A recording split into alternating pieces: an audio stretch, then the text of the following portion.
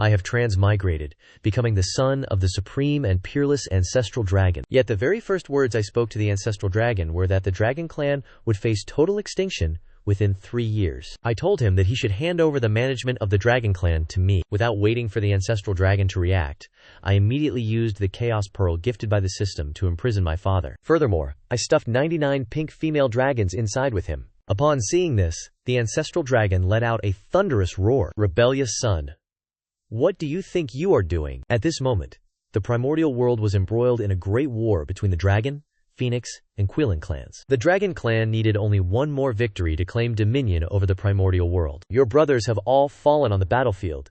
Do you intend to act as a coward and surrender? Hearing this, I stepped directly into the Chaos Pearl. I said to my father, the ancestral dragon, Father, I only wish to preserve a glimmer of hope for our clan. This is the space within the Chaos Pearl. You may continue your cultivation here. Having said that, I turned and departed from the chaotic space, leaving the ancestral dragon behind, seething with uncontrollable rage. You rebellious wretch! Release me at once, otherwise, the Dragon Clan will sooner or later be destroyed because of you. But regardless of how he struggled, he could not take a single step out of the chaotic space. I returned to the Dragon Palace's main hall, and immediately summoned all the high-ranking officials of the Dragon Clan. Very quickly, the Dragon Gods descended in their human forms, gathered in the hall, and bowed before me. We offer our greetings, Your Highness. I sat upon the throne and spoke in a commanding voice. The ancestral dragon has suffered grave injuries and has entered secluded cultivation. From this point forward, I shall hold full authority over all affairs of the Dragon Clan. As soon as I finished speaking, those present looked at one another in bewilderment. However, no one doubted my words, for my current cultivation was only at the golden immortal realm. No one could fathom that I was capable of imprisoning the ancestral dragon. One official spoke up. We shall support every decision made by Your Highness. Please, grant us your next command. Satisfied, I nodded. Then my expression shifted instantly. I have decided that as of tomorrow, we shall withdraw from the war of the 3 clans. As these words left my lips, the expressions of everyone present changed in an instant. They wondered if they were perhaps caught in a dream. Observing this, I suddenly unleashed the pressure of my aura. Although I was only at the golden immortal realm, because I am the biological son of the ancestral dragon, my bloodline alone was enough to suppress them. With a stern face, I continued. Now that the ancestral dragon is gravely wounded and my elder brothers have all fallen in battle, do you truly wish to see my Dragon Clan face total annihilation? Say no more. 3 days from now, notify the entire primordial realm that our Dragon Clan is withdrawing from the war of the 3 tribes. At this moment, another person spoke up. But Your Highness, what if the Phoenix clan and the Killing clan come knocking at our gates? Upon hearing this, my expression chilled. Why must you all spout such useless chatter? Are you not going to withdraw yet? The members of the Dragon Clan fell silent for a moment, before filing out of the great hall, one by one. Once everyone had departed, I rubbed my temples. I never expected being a clan leader would be such a tiresome burden. I have barely spoken a few words, yet I already feel a wave of exhaustion. My thoughts then turned to the innate yin-yang life-death formation bestowed upon me by the system. This formation is already a perfected construct. I only need to deploy it, and it will automatically take effect. Furthermore, the eye of the formation can be relocated, which means I can perfectly utilize it. By using the chaos bead as the formation eye, I can carry it with me. In this way, I can command the power of the formation at any time while within the Dragon Clan's territory. Thinking of this, a wave of joy washed over me. With this great formation in place, what does it matter if the Keelan and Phoenix clans join forces? One must know that the innate yin-yang life-death formation can manifest the 4 symbols and 8 trigrams containing the boundless power of creation. If the chaos bead is used as the formation eye, even a Deluo golden immortal would be powerless against it. Moreover, the system also rewarded me with the heaven-destroying divine thunder. If, in the worst-case scenario, I cannot defeat an enemy, a single blast would be enough to level the entire primordial realm. Soon after, I finished setting up the formation and headed to a secret chamber. From now on, I must strive to elevate my bloodline. I am the son of the ancestral dragon.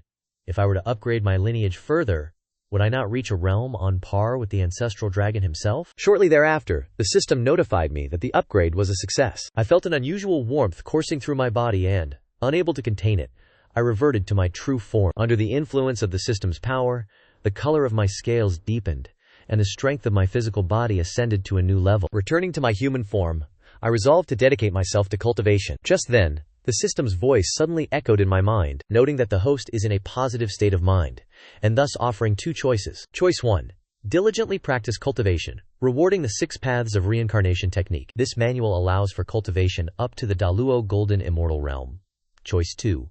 Live with utter indulgence, rewarding the title Indulgent Immortal. Upon hearing this, I did not hesitate to select the first option. Immediately, I began to cultivate the 6 paths of reincarnation technique. 3 days later, news of the Dragon Clan's withdrawal from the War of the Three Tribes spread throughout the entire primordial realm. Meanwhile, at Mount Tianmo in the west, the demon ancestor, Luo Hao, was in the midst of refining the 4 immortal slaughtering swords. Upon hearing this news, he nearly suffered a cultivation deviation and met his end. He had intended to harness the resentment from the Great War of the Three Clans to empower the immortal slaughtering sword formation. If the Dragon Clan withdrew from the conflict, would his grand scheme not wither away into nothingness? Thinking of this, Luo Hao let out a cold snort and muttered, "Entering this tribulation is easy, but to retreat?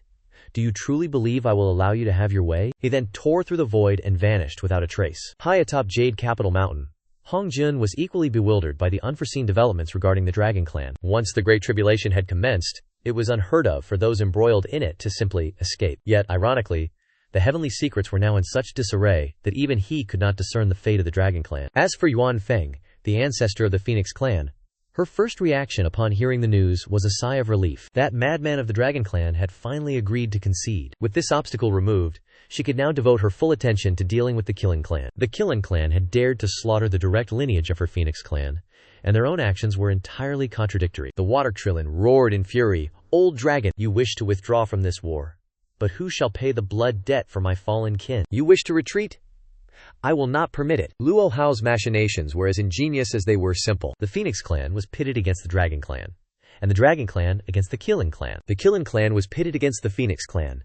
Thus, all 3 parties were locked in a desperate stalemate. Now that one side sought to withdraw, it was naturally out of the question. In the blink of an eye, 1,000 years passed, and the vitality depleted during the Great War of the Three Clans had partially recovered, though the Dragon Clan was the sole exception. Because the Dragon Clan's reproductive rate was remarkably low, 1,000 years was nowhere near enough for them to restore their strength. On this very day, a fierce fire suddenly erupted across the eastern sea, the flames burning intensely, even within the depths of the ocean, accompanied by countless firebirds descending from the sky. Beneath the 7 firebirds, an army of Killins marched across the surface of the sea. Despite being bitter enemies, the Phoenix Clan and the Killing Clan had joined forces. Moments later, the eastern sea was scorched by the flames, creating a massive chasm that exposed the seabed palace directly to the world. Subsequently, the Water Curlin roared into the heavens, "Old dragon, get out here at once and face me!" Such a colossal disturbance sent shockwaves through every member. They all knew that the ancestral dragon had gone into seclusion.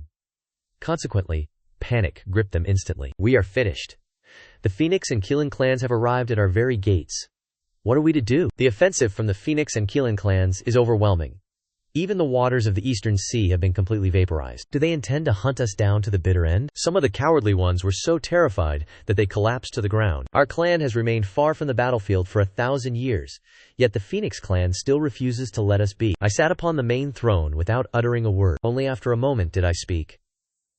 "Although my father is in deep seclusion, as long as I am here, you have no need for alarm." No sooner had my voice faded than an elder of the clan suddenly spoke up. "Seclusion, my foot. I see that you do not hold the survival of the Dragon Clan in any regard at all." Immediately, many others began to echo his sentiments. "Indeed, on what grounds does a mere boy like you presume to govern us?" The men who spoke were my own uncles, so from the very beginning, I did not deign to pay them any mind. Yet, this only served to fuel their arrogance further. 1,000 years ago, under the leadership of the ancestral dragon, the Phoenix and Queling clans would never have dared to approach our gates. Even if he is in seclusion, I trust the ancestral dragon's resolve has not wavered in the slightest. I suspect Aoshuan is merely terrified of the ancestral dragon's judgment, which is why he dared not report the Phoenix and Killing clans' invasion. Within the Great Hall, Aoquan stood defiantly in the center, his dragon might suppressing the spirits of everyone present.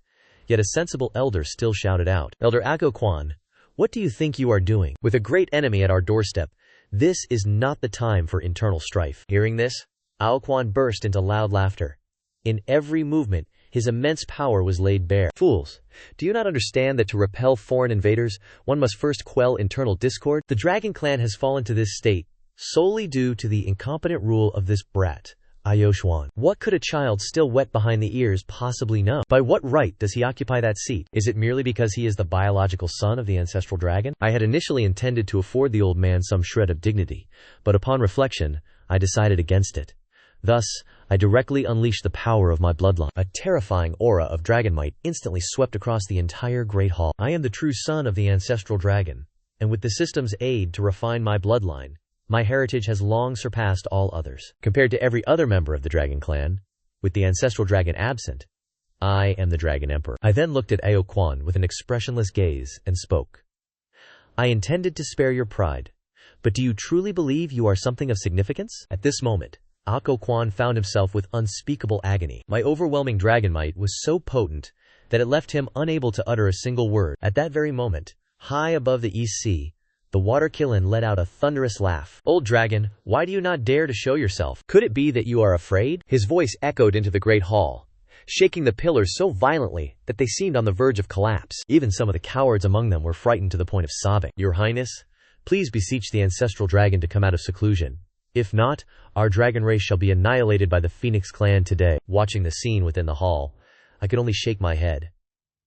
These people were supposed to be the formidable experts of the dragon race, yet they were reduced to such a pathetic state. One could only imagine the hopelessness of the others. Suddenly, the roof of the great hall was torn away, and a black flame erupted into the sky. It was none other than the 12th grade world-ending Black Lotus. One must realize that the 12th grade world-ending Black Lotus was formed from the seeds of the Chaos Green Lotus.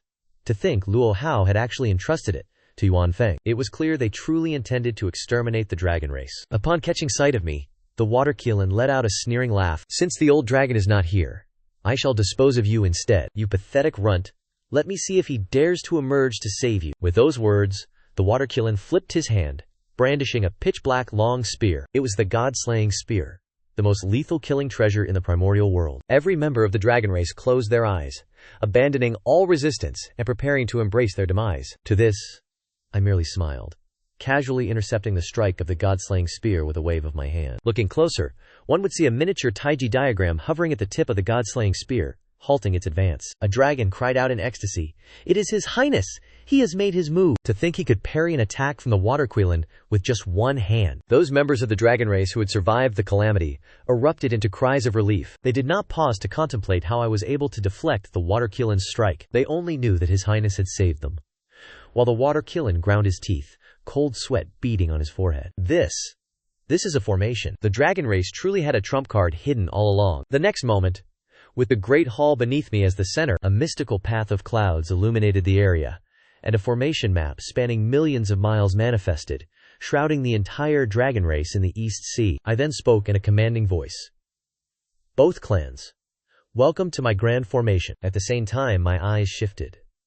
One turned black, the other white. Yet deep within, a golden light still flickered as the power of the chaos bead was unleashed without restraint. Even the ancestral dragon was lending his strength from within, though my hand, hidden behind my back, was trembling uncontrollably. While exerting dominance is satisfying, the power of the god-slaying spear is still something I cannot withstand. After steadying my nerves, I shouted at the top of my lungs, "Dragon Clan, heed my command!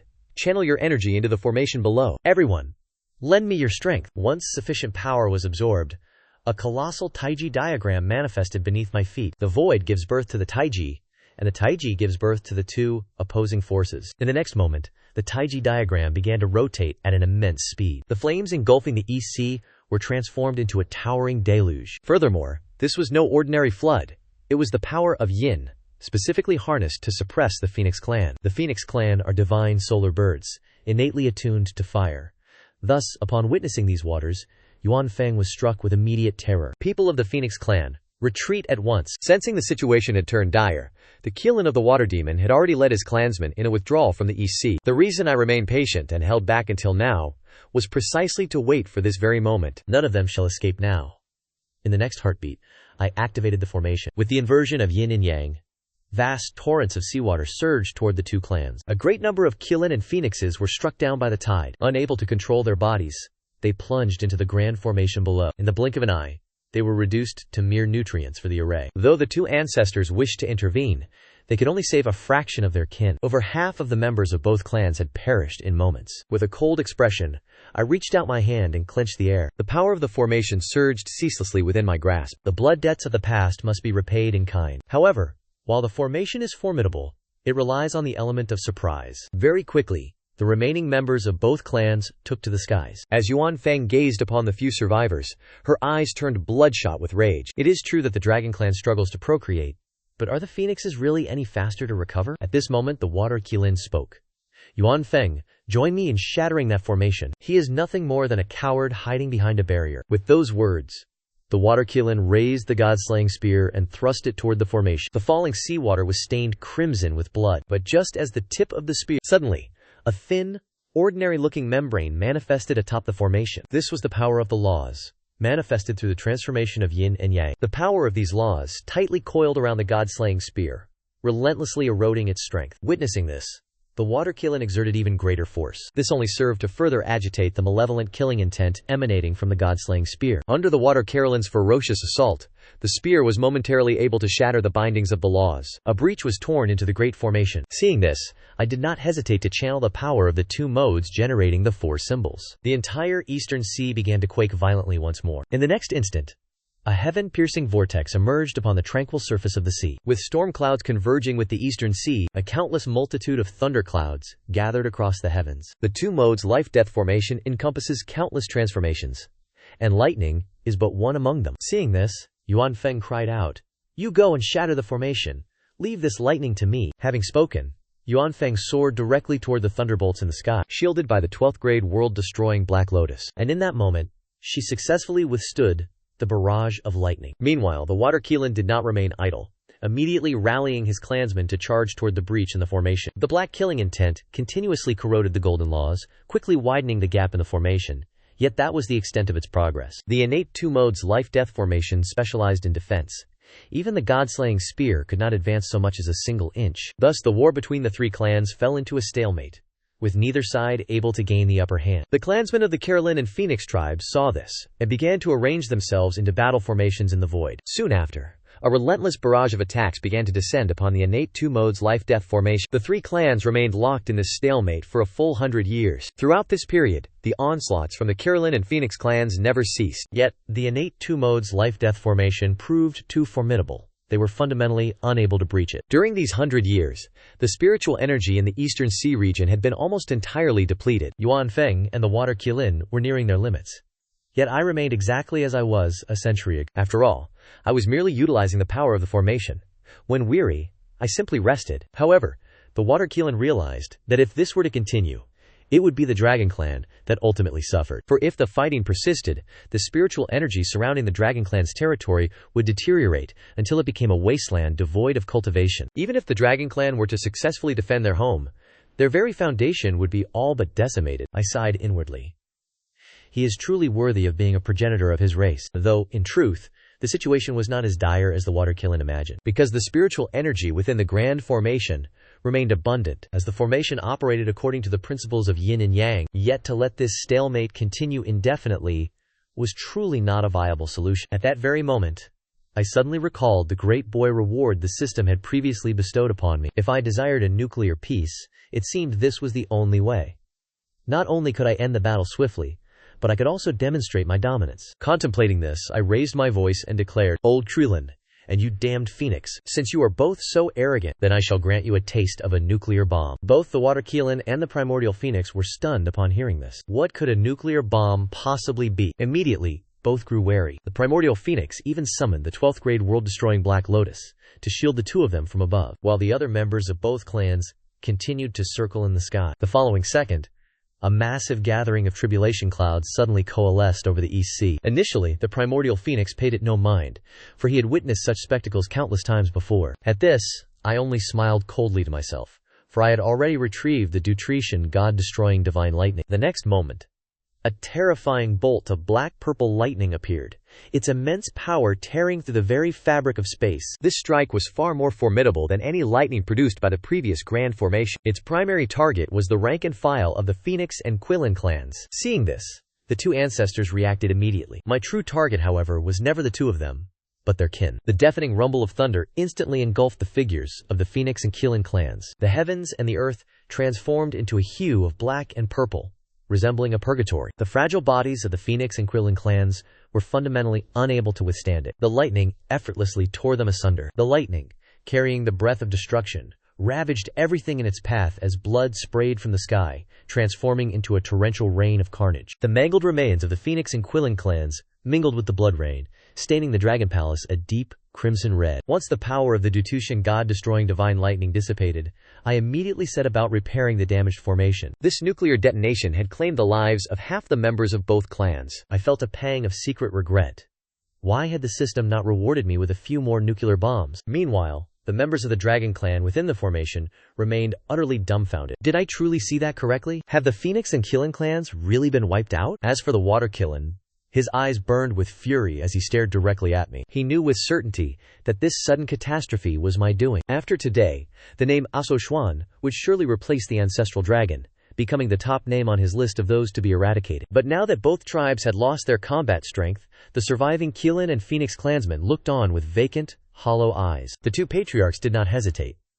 They immediately took their clansmen and fled the East Sea at the speed of light. With the two clans gone, I pushed the power of the formation once more to reverse the heavens and earth, turning the laws of spiritual energy back into seawater. Having repaired the East Sea, I originally intended to return straight to the palace. However, I noticed that the members of the Dragon clan within the Dragon Palace still had dazed, vacant expressions. Seeing this, my heart stirred, and I raised my hand, shouting, "We have won! Dragon clan, we have won!" After a moment of silence, cheers erupted, and the entire Dragon clan was submerged in a frenzy of joy. His Highness Xuan is peerless in his bravery.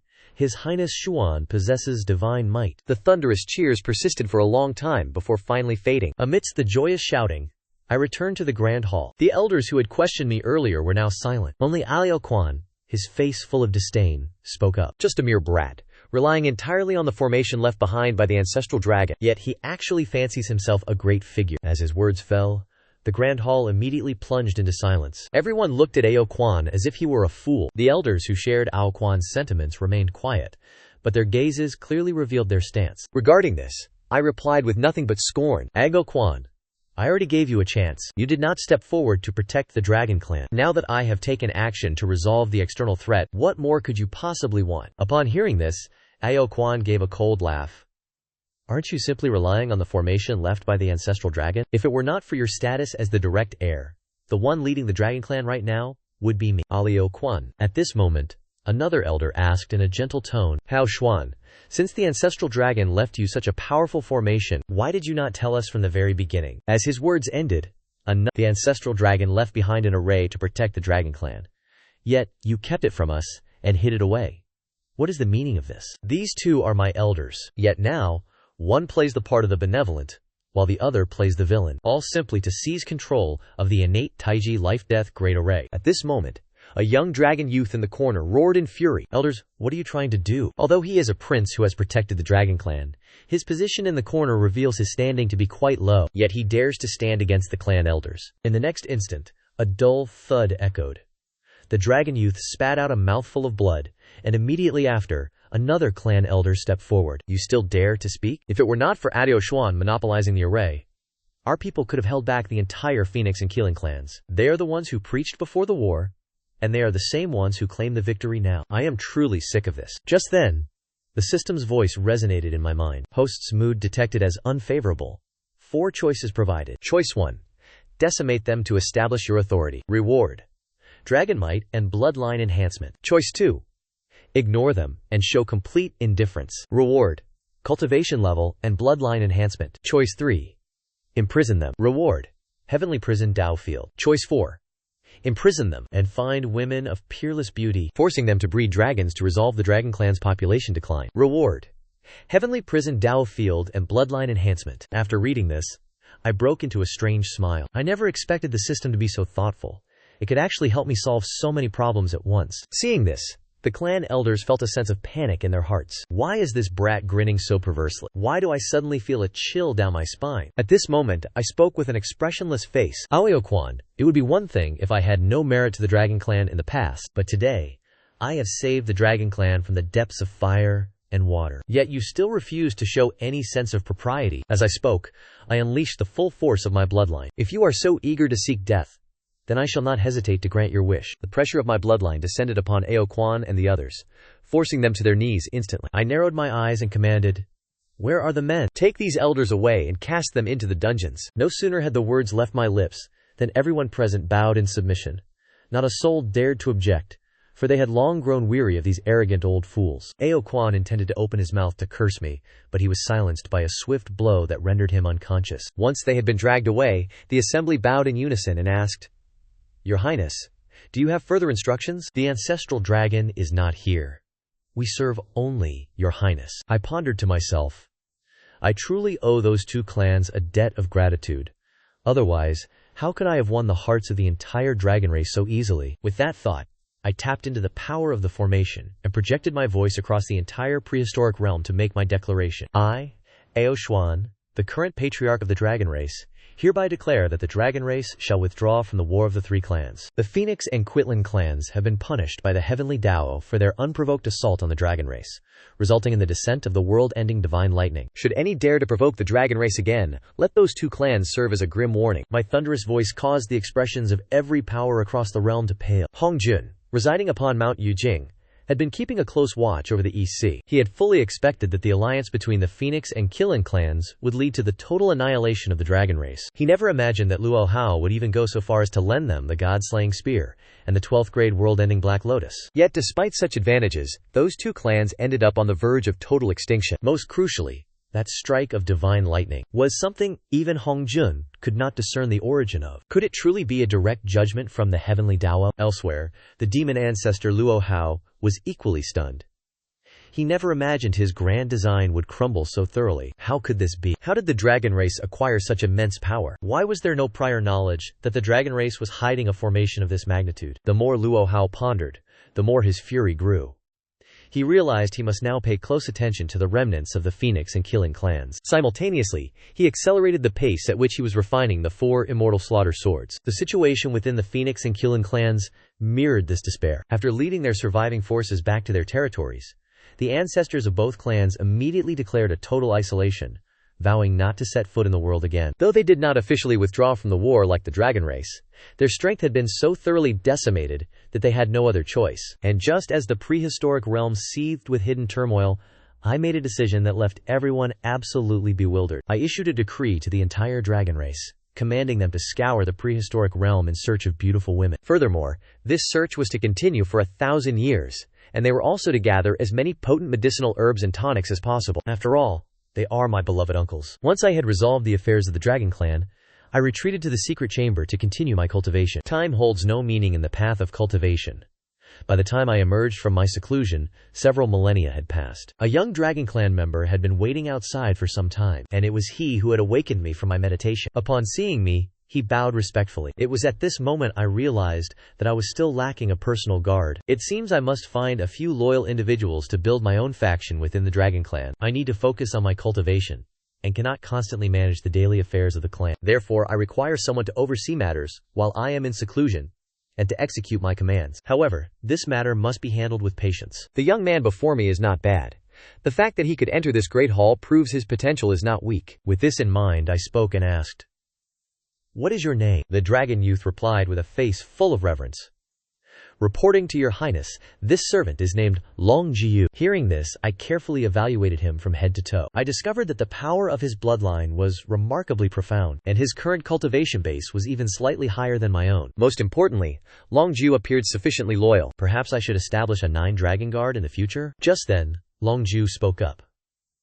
"Reporting to your highness, the beauties you requested have been brought back." My eyes immediately lit up. My beloved uncles, I am coming. Very shortly thereafter, I met those peerless beauties. Even I was taken aback, for there was truly a great number of them. Furthermore, each one was a stunning masterpiece of beauty. I then led these beauties to the heavenly prison. They offered no resistance. It seemed that someone had already informed them of the situation beforehand. No sooner had I stepped inside than I heard Ao Quan cursing, "Rebellious son, do you even hold us uncles in your eyes anymore? How dare you imprison us in this place? Release us at once!" Regarding this, I merely picked at my ear. Regardless, I have good news to share with them today. When Nao Quan laid eyes on the beauties behind me, he could not help but swallow hard. "Nao Xian, what exactly are you planning to do?" Hearing this, I merely offered a smile. "Uncles, after so many years of struggle, the dragon clan has suffered truly grave losses, and we are in urgent need of fresh blood to replenish our ranks. Do you not covet my position? I am granting you an opportunity to serve the dragon clan by siring 80 to 100,000 offspring. If you achieve that, you will have performed a monumental service." Long Jiu, standing behind me, felt his mouth twitch at the remark. Producing 80 to 100,000 children? Was I trying to bring about Nao Quan's death? After leaving the celestial prison, I pondered whether I should send some beauties to my father. After all, he is the ancestral dragon. Any child he sired would surely be extraordinary. However, I dismissed the thought. The dragon clan has always struggled with fertility, and the ancestral dragon is no longer in his prime. Having distributed the beauties, I prepared to return to my seclusion. But before doing so, I commanded Long Jiu to carry out a specific task. In the blink of an eye, several thousand more years drifted by.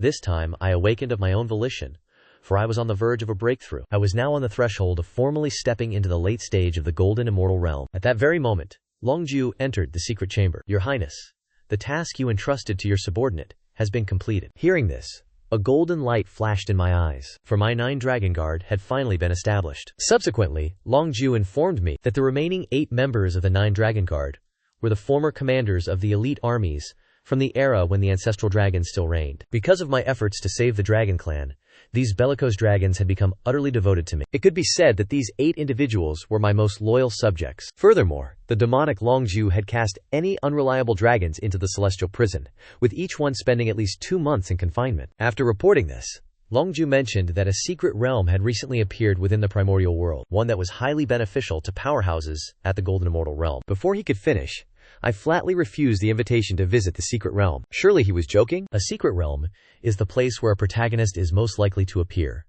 I would not be setting foot there. Long Jiu's mouth twitched once more, before he informed me that a minor tribe wished to form an alliance with the Dragon Clan. "Would you like to head out for a visit, my lord?" Once again, I chose to decline. "You may negotiate amongst yourselves. I have no need to step outside. I am willing to handle any internal matters concerning the Dragon Clan, but leaving the clan, even by a single step, is something I cannot do. The primordial world is in utter chaos right now, and it took immense effort for me to barely guide the Dragon Clan away from the great catastrophe. Do you intend to cast me back into that calamity? That is absolutely out of the question. Therefore, I say this firmly. Do not report any matters to me that involve leaving the Dragon Clan. I will not accept such tasks." However, Long Jiu's persistent mention of venturing outside has caused me to consider a different matter. If our Dragon Clan is currently resting and recuperating, does this not also serve as an opportunity for the other 2 clans to do the same? While I have no desire to go out, I certainly do not wish to see my enemies enjoy peace and stability. Therefore, I must devise a plan. At this very moment, the system speaks, indicating that it is facing a set of choices. Consequently, the system presents 4 options. Option 1, stand by and watch, ignoring them entirely. The reward, an enhancement of one's bloodline. Option 2, launch a sneak attack while they are still recovering from their wounds. The reward, an increase in cultivation base. Option 3, provoke a conflict between the 2 clans, sowing seeds of mutual suspicion. The reward, primordial spirit ginseng. Option 4, present treasures to the 2 clans to seek a reconciliation of their relationship. The reward, a temporary alliance between the 2 clans. I did not expect a choice to be triggered at this time. I make my decision without a moment's hesitation. The system's choice has provided me with a strategy. I then speak. Long Jiu, go to the treasury and select several precious items. 3 days from now you will head to the Phoenix Clan to present these gifts. Tell them that the Dragon Clan wishes to resolve the enmity with the Phoenix Clan. In the southernmost region of the primordial world, at the immortal Fire Mountain, Yuan Feng sits upon her Phoenix throne, lost in silent contemplation. For these past few hundred years, the scenes of the battle against the Dragon Clan have frequently flickered through her mind. What exactly was that final bolt of lightning? Could it truly be, as that brat had claimed, a form of divine retribution from the heavenly Tao? Thinking of this, flames of fury ignite in Yuan Feng's eyes. It was that very bolt of lightning that caused countless deaths and injuries to my Phoenix Clan. If not for that, the position of hegemon over the primordial world would surely have been ours. An attendant speaks up, his voice filled with indignation. I hear that the Dragon Clan has sent an envoy today. One can tell at a glance that they bear no good intentions. Before the words could fully fade, Long Jiu enters the Great Hall, carrying the ceremonial gifts. Long Jiu of the Dragon Clan pays his respects to Yuan Feng. Seeing this, Yuan Feng's expression turned deathly pale as she demanded, "Did that brat send you here to flaunt his power and humiliate us?" Lately, the mere sight of anyone from the Dragon Clan made her blood boil, and she could hardly suppress the urge to strike them down on the spot. At this moment, the other members of the Phoenix Clan within the hall spoke up. "Ancestor, the Dragon Clan has sent this person here with clearly malicious intent. We should just execute him and be done with it." Yuan Feng contemplated the situation for a moment before dismissing the notion. After all, tradition dictates that even when 2 armies are at war, one does not execute the messenger. She would first hear what this young man had to say. Enveloped by an intense killing intent, Longzhu showed no signs of panic. On the contrary, he simply laughed. Because before his departure, he had been entrusted with a supreme protective treasure of the Dragon Clan. He then composed his expression and said, "My journey here is on behalf of His Highness, and I have brought a humble gift in the hopes of resolving the deep-seated hatred between our two clans." As soon as these words were spoken, the great hall descended into complete silence. Yuan Feng even wondered if her ears had deceived her, that Aozuan had actually taken the initiative to offer her a gift. After a brief silence, the hall erupted into chaos.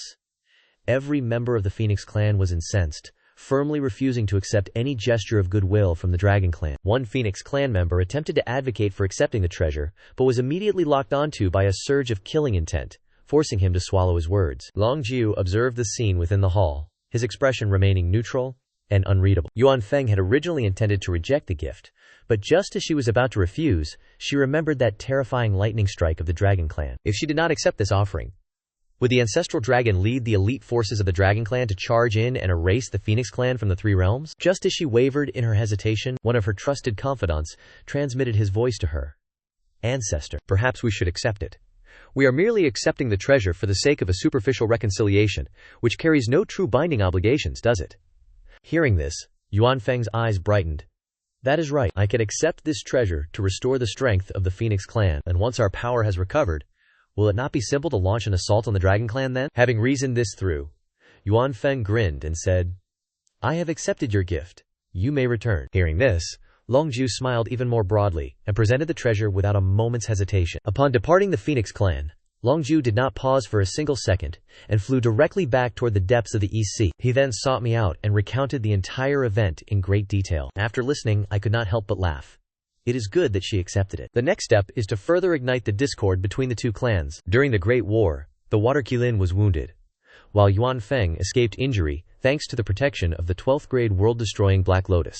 The Water Qilin, however, bore no resentment. Furthermore, since the Phoenix clan has now accepted my offerings, I do not believe the Qilin clan will be able to swallow this humiliation. I then spoke.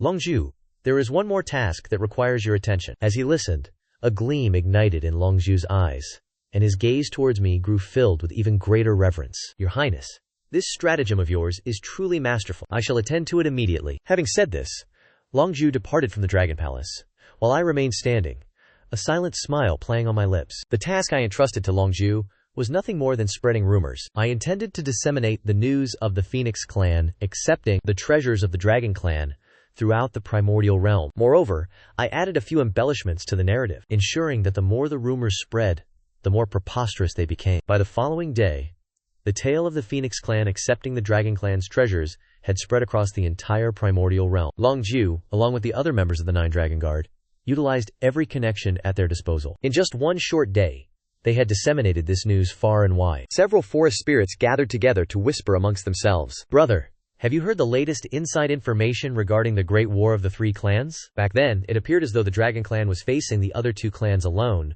but in reality, the dragons and phoenixes were colluding to entrap the Qilin clan. Do you not find it strange that after that battle, the ancestor of the Phoenix clan remained completely unscathed? Only the Water Qilin was severely wounded. And the fact that the ancestral dragon never appeared was because he was actually shielding the Phoenix clan from the divine light. The news reached the ears of the Water Qilin in short order. Upon hearing this, his expression turned as dark as a soot-stained pot. As for the other Qilins, they were all seized by righteous indignation. "Ancestor, I have also heard reports that the Phoenix clan has accepted treasures from the Dragon Clan." "Yuan Feng, you shameless old bird." Two streams of fire blazed in the Water Qilin's eyes. He was currently consumed by a towering rage. The entire great hall of the Qilin clan trembled incessantly under his oppressive aura. The unconcealed might of a Daluo immortal surged toward the heavens. On the third day of the rumors, the Qilin clan began mobilizing their forces, once again raising an army. However, all these preparations were conducted in absolute secrecy. By the fifth day, as the rumors continued to proliferate, the Phoenix clan, however slow they may have been, finally realized something was amiss. Yet it was already too late. For the Water Qilin had already led the Qilin Grand Army to the very gates of the Undying Fire Mountain. In an instant, conflict erupted between the two clans once more. Yuan Feng was left in a state of utter bewilderment. "Water Qilin, have you lost your mind? Both of our clans have already suffered heavy losses. To continue this conflict would only allow others to reap the rewards." As he spoke, The Phoenix clan members behind him began to swiftly reorganize their ranks in preparation for battle. Seeing this, the Waterkeelan became even more enraged. "You ask if I have lost my mind? How dare you, old Phoenix, even utter such words? You and the Dragon Clan conspired to set a trap for me. Today, I have come specifically to demand justice." Yuan Feng realized then that the Waterkeelan had clearly fallen for the rumors. Those were nothing but fabrications. My Phoenix clan has never engaged in such treacherous acts. Yet in his heart, he knew this situation had become troublesome, because the treasure that the Dragon Clan had delivered to him was still being kept within the Phoenix Clan's territory. Hearing this, the Waterkeelan crossed his arms over his chest and declared, "If they are truly mere rumors, then do you dare let me enter your clan's territory to search? If I were to find the Dragon Clan's artifacts, how would you account for that?" Upon hearing this, Yuan Feng frowned and replied, "That is impossible. In our past conflicts, we have faced many members of the Dragon Clan, and we have naturally seized quite a few of their treasures over the years. How could you possibly distinguish between them?" The Waterkeelan flew into a rage, retorting, "You are clearly struck by a guilty conscience. If you truly did not collude with the Dragon Clan, why would you refuse to let me conduct a search?" Yuan Feng was on the verge of losing his composure, pleading, "Listen to my explanation first. During the war a century ago, the Phoenix Clan suffered grievous losses as well. If I had colluded with the Dragon Clan, would I have sacrificed so many of my own kin?" But it was clear that the reckless Waterkeelan was no longer listening. He drew his divine spear and pointed it directly at Yuan Feng. Seeing this, Yuan Feng was also incensed, and summoned the 12th grade world-ending Black Lotus. The two engaged in a great battle that lasted for 3 days and 3 nights. Yet neither could gain the upper hand. News of this conflict spread throughout the 3 realms. The fact that the Killing Clan and the Phoenix Clan were tearing each other apart only served to reinforce the rumors. Once I received the news, I ordered Longzhu to assemble 3,000 elite soldiers. They headed directly for the Undying Fire Mountain to provide reinforcements for the Phoenix Clan. By the 9th day, after the rumors had spread, the Dragon Clan's reinforcements arrived. From a distance, Longzhu beheld the massive manifestations of the Qilin and the Phoenix. He let out a thunderous roar. "Senior Yuan Feng, the reinforcements from our clan have arrived. Let us strike immediately and join forces to surround the Qilin clan. Capture them all. As long as the Qilin clan is eradicated, our Dragon Clan will reign supreme. The heavens and the earth shall hereafter belong to your Phoenix Clan." Yuan Feng was so enraged upon hearing these words that he nearly coughed up blood. He had truly tried to steal a chicken, only to lose the rice used to lure it. These words reached the ears of the Waterkeelan, and they were akin to pouring oil onto a raging fire. "Yuan Feng, now that things have reached this point, do you have anything else to say?" The Waterkeelan attacked with even greater ferocity, fueled by his fury. The elite forces of the Qilin clan that he brought with him engaged directly with the Phoenix clan. Realizing there was no other choice, Yuan Feng also unleashed his full strength to fight. The battle between the two shook the very heavens and earth. However, as neither could gain the upper hand, they fought relentlessly for an entire month. The Waterkeelan's anger had subsided slightly, and seeing that he could not defeat the Phoenix clan, he ordered the Qilin clan to retreat, relying on the 12th grade world-destroying Black Lotus. Yuan Feng emerged victorious, and intended to find the Dragon Clan to vent his frustrations, only to discover that the dragons had vanished even faster. With not a single trace of a dragon left to be found, Yuan Feng gritted his teeth and hissed, "Dragon Clan, just you wait. I shall return for you." As Longzhu stepped into the great hall, he found me sitting upon the master's throne, feeling immensely pleased with myself. The moment the Phoenix and Killing clans began their conflict, the system had notified me that the mission was complete. I had already taken the Xiantian spirit ginseng and planted it outside my secluded cultivation chamber. My cultivation speed has now increased tenfold. I anticipate that in just 10 years, I will be able to break through to the late stage of the golden immortal realm. At this rate, trampling Hong Jun and pummeling Lu Hao is no longer a mere dream. After Longzhu returned with the news, everyone else was completely awestruck by my foresight. Both the Qilin and Phoenix clans were already heavily injured, and after such a battle, I fear it will take them at least 1,000 years to recover. Once the ancestral dragon concludes his seclusion, our Dragon Clan will surely become the masters of the primordial world. I could only offer a wry smile at these words. Masters, you say? It is far too early for that.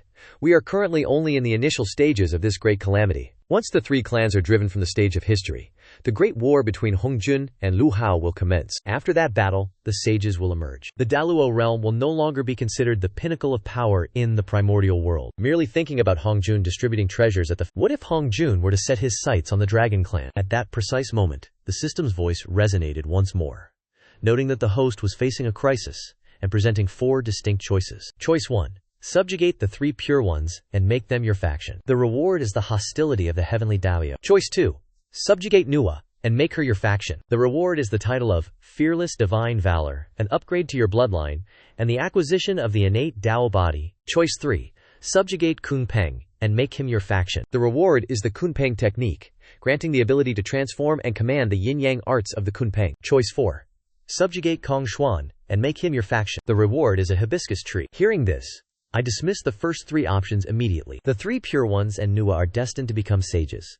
Trying to subjugate them would be nothing short of courting death. As for Kunpeng, while not a sage, he is destined to become a powerful quasi-sage, and the teacher of the demon clan. Thus, my only viable option is Kongshuan, and since Kongshuan is the son of Yuanfeng, subjugating him would be quite an intriguing prospect. 10,000 miles east of the Phoenix clan lies a mountain surrounded by the sea. The spiritual energy here is thin.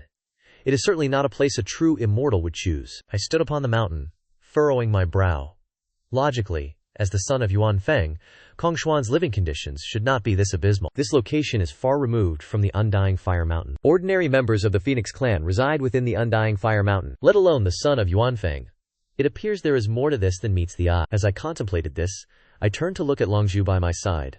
My expression, one of deep dissatisfaction. Prior to our arrival, I had bestowed upon Longzhu a set of innate spirit treasures. After all, the guardian of a figure as prominent as I, the lord of the Dragon Clan, cannot look so destitute. Yet, I did not expect this fellow to be so timid. Even after receiving the spirit treasure, he hides it away, not daring to wear it openly. Longzhu, sensing my displeasure, immediately knelt on one knee. Your Highness, I am truly unaccustomed to wearing such items. I have absolutely no complaints regarding your grace. Seeing this, I waved my hand and began my ascent up the mountain. Upon reaching the summit, I furrowed my brow once more, for this was clearly not the standard of living a son of Yuanfeng should possess. The peak was covered in bamboo, planted by human hands. Although each stalk was a spiritual plant, they were entirely ordinary. The spiritual energy they emanated was severely limited. Within the bamboo grove sat a simple hut. It appeared remarkably desolate. This could very well be the residence of Kongshuan. I secretly pondered, could it be that he holds a grievance against the Phoenix clan? If that is indeed the case, then there is hope for recruiting Kongshuan. In the primordial world, according to my memories, news of Kongshuan only surfaces after the Great Calamity.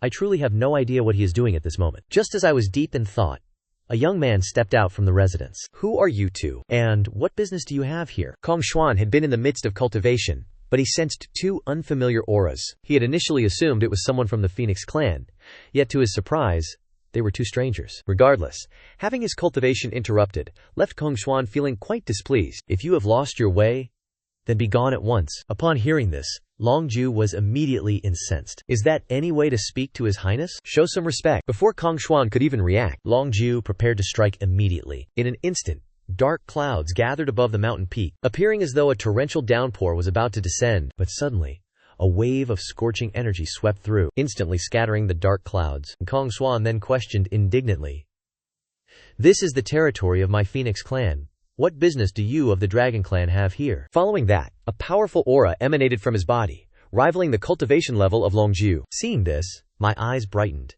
It seemed my judgment had not been mistaken. One must realize that the spiritual energy on this mountain is scarce. For Kongshuan to possess such strength is truly impressive. Thinking of this, I spoke up. Since we are meeting for the first time, allow me to introduce myself first. I am the current acting patriarch of the Dragon Clan, and I shall be your future master. As soon as those words left my lips, I noticed Kongshuan looking at me as if I were a fool. Kongshuan clearly did not believe me.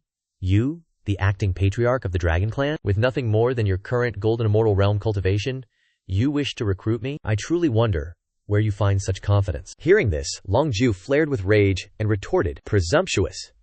His Highness is the acting patriarch currently recognized by our Dragon Clan. Subjugating you is a testament to the value I place upon you." Upon hearing this, the expression on Kongshuan's face finally shifted. Yet, as the son of Yuanfeng, he possessed a natural sense of pride, and thus, he immediately prepared to refuse me. Seeing this, I raised my hand to interrupt him. "Do not be so quick to decline. If you follow me, your cultivation resources will be more than sufficient." Unexpectedly, Kongshuan revealed a look of disdain. "You see these thousands of spirit bamboos upon my immortal mountain? Do you truly believe I am in need of your meager cultivation resources?" In the eyes of Kongshuan, this immortal mountain of his was already an environment of supreme quality. After all, since he began his path of cultivation, He had never truly experienced the vastness of the world. I chuckled inwardly, and with a casual wave of my hand, a vast abundance of spirit herbs descended, covering the ground instantly. I then looked at Kong Xuan with a subtle, mocking smile and spoke. Are these 10,000-year-old spirit herbs sufficient for your cultivation? Kong Xuan's throat moved instinctively. This member of the dragon clan before him possessed such incredible treasures in his grasp. Yet, after a moment of contemplation, Kong Xuan shook his head without hesitation. You think these items alone are enough to subdue me? You hold me, Kong Xuan, in far too low regard. Finishing his words, Kong Xuan forced himself to avert his gaze from the pile of spirit herbs. You should return. I could never agree to your proposal. I shook my head in helplessness. You speak such words, but could you at least try to hide the fact that you are swallowing your saliva? However, I felt not a hint of regret in being so extravagant with my wealth. After all, the legacy left behind by the ancestral dragon was far from meager. Thus, I waved my hand once more, and 10,000-year-old spirit medicines flowed from my sleeves as if they were worthless. In an instant, a small mountain of spirit herbs formed, and the dense, concentrated spiritual energy washed over us. Kong Xuan stood frozen. In all his years of life, this was the first time he had witnessed such an immense quantity of spirit herbs. Kong Xuan thought to himself, if he possessed these treasures, his cultivation speed would increase at least tenfold. By then, he might finally be able to make his father see him in a new light. As he thought of his father, Kong Xuan's gaze turned resolute once more. I cannot abandon my principles for the sake of these few spirit herbs and join the dragon clan. Yuan Feng is my own flesh and blood, my father. Reflecting on this, Kong Xuan turned his back completely, choosing to look away from the spirit herbs, though he could not prevent a trail of saliva from escaping the corner of his mouth. Seeing this, I withdrew the spirit herbs with a sigh of regret. He is truly worthy of becoming a such temperament is truly worthy of admiration. However, Kong Xuan immediately added another sentence. It is not impossible for me to submit to you, but you must offer more. Hearing this, I nearly burst into laughter on the spot. So much for being a great power. It turns out he is merely a mercenary at heart? Shortly after, I let out a soft chuckle and spoke up. Beyond these medicinal herbs, I can provide you with 10 additional innate spirit treasures. Upon hearing this, Kong Xuan did not hesitate for a moment, calling out, Father, please accept my bow. A series of question marks appeared simultaneously above the heads of Longjiu and myself. What on earth was that? Kong Xuan was also stunned. He had not expected those words to escape his lips, yet he quickly brushed aside the earlier embarrassment, for those were 10 innate spirit treasures after all. One must realize that he had never even laid eyes on a postnatal spirit treasure before, let alone innate ones. However, what he did not know was that I had originally intended to offer even more. I had simply tossed out the number 10 on a whim. A man of his word should keep his promises. Since I had already spoken, I would have to honor it. With a peculiar expression, I replied, Could I perhaps decline the title of father? From now on, you shall address me as master. Kong Xuan spoke with a somewhat unnatural expression. Understood, master. Though I paid little mind to his reluctance. As time passes, he will eventually grow accustomed to it. Shortly after, the system notified me that the mission had been completed. The Fusang tree had been granted. Hearing this, I immediately inspected the system's storage space. I discovered that the Fusang tree provided by the system was merely a sapling, which I would need to cultivate myself in the future. But these details were of little consequence. One must understand that in the primordial era, the Fusang tree is an exceptionally unique existence. It is the place where the sun rises, and the resting ground of the three-legged golden crows. And the three-legged golden crows have a mother, the solar goddess, great deity Ji He. Kong Xuan stared at me blankly, clearly bewildered by my sudden surge of joy. For the first time, he felt the sensation of being truly valued. Despite being of the Phoenix clan, he had been regarded highly by one of the Dragon clan. Reflecting on this, Kong Xuan felt a deep sense of gratitude stirring within him. By now, I had regained my composure, though a thought quickly occurred to me. System. If Kong Xuan were to betray me in the future, how should I proceed? The system assured me that I could rest easy. For the moment Kong Xuan pledged his loyalty, the system had already bound him with a sacred contract. Hearing this, my mind was put at ease, and I proceeded to lead Longjiu and Kong Xuan away from that place. I did not return to the Dragon Clan immediately, but instead led Kong Xuan toward the immortal Fire Mountain. A colossal peacock soared arrogantly across the horizon, catching the eyes of every member of the Phoenix clan. From high above, Kong Xuan let out a thunderous roar. You wretched beggars of the Phoenix clan, your grandfather departs today. Do try not to miss me too much. With that, he flapped his wings, conjuring a violent gale that swept the flames of the immortal Fire Mountain deep into the peaks. The Phoenix clansmen, with grim expressions, extinguished the fires. Only now did they realize that this peacock was, in fact, the offspring of Yuan Feng. Then, a sharp-eyed member of the Phoenix clan shouted, Look everyone! On that beast's back! Is that not Atio Xuan of the Dragon clan? As soon as these words were spoken, they instantly ignited the fury of the crowd. For the noble son of Yuan Feng to commit such a deed, it is an act that neither heaven nor earth can tolerate. Truly shameless and devoid of honor. The Phoenix clansmen were filled with towering resentment, burning with the desire to strike the peacock from the sky, yet they dared not act. The Phoenix clan was in no position to offend anyone, having just suffered a loss at the hands of the Dragon clan, and already harboring a grudge with the Qilin clan. What purpose would detaining Aoshuan truly serve? Furthermore, the ancestral dragon was still very much alive, perched upon Kongshuan's back. I looked down from the heavens and mused, I find great amusement in watching you all seethe with hatred, helpless to do anything against me. I then said to Kongshuan, let us depart, my adorable little phoenix. It is time for us to return to the Dragon clan. Yet the news that the son of Yuan Feng had become a mount for the Dragon clan spread across the entire primordial world in a mere 2 days. Previously, the Water Qilin had remained suspicious that the recent events were instigated by the Dragon clan, but now there was undeniable proof. The Dragon clan and the Phoenix clan had truly formed an alliance. Otherwise, how could the heir of Yuan Feng serve as a mount for Aoshuan? Yet while on my journey back to the Dragon clan, I suddenly sensed the presence of Luo Hao. Daring not to delay, I urgently pressed Kongshuan to hasten our return to the Dragon clan. Upon arriving at the Dragon Palace, I retreated to my private cultivation courtyard, and with the utmost care and precision, I planted the Fusang tree. The Fusang tree is a divine plant. It holds an immense allure for the avian race, and even I could sense a subtle gravitational pull emanating from it. Furthermore, as a divine timber, it possesses the ability to connect the myriad worlds, though, at this moment, I have yet to understand what connecting the myriad worlds truly entails. While lost in thought, I noticed the Fusang tree suddenly drooping, and upon looking up I felt a wave of frustration. Black lines immediately creased my forehead. It appeared that in my momentary distraction, I had failed to pay proper attention. Kongshuan had actually climbed up the tree. If it were not for his sense of restraint, his massive form would have surely destroyed the Fusang tree. I spoke, my face full of speechlessness. Get down here at once. The Fusang tree has yet to fully mature. Do not break it. Hearing this, Kongshuan lowered his head and climbed down, though it was clear the Fusang tree held an immense temptation for him. Kongshuan then asked, Master, would it be possible for me to reside within the Dragon Palace from now on? I was instantly stunned upon hearing this. One must understand that although Kongshuan has submitted to me, at the end of the day, he is still a member of the Phoenix clan. Yet, he is now willing to remain in the Dragon Palace. One can only imagine just how great the allure of the Fusang tree truly is. After a moment of contemplation, I gave my consent. Bound by the system, Kongshuan is absolutely loyal. His presence in the Dragon Palace will also serve to better protect me. Seeing me agree, Kongshuan was instantly overcome with joy. I then seized the opportunity to ask a question that had long been weighing on my mind. You are the son of Yuan Feng. Why is it that you have been living outside of the Undying Fire Mountain? Hearing this, Kongshuan's body visibly stiffened. He remained silent for a long time before finally saying, Yuan Feng. He is nothing but a scoundrel. It turned out that his mother did not belong to the Phoenix clan, but was merely a handmaiden to Yuan Feng.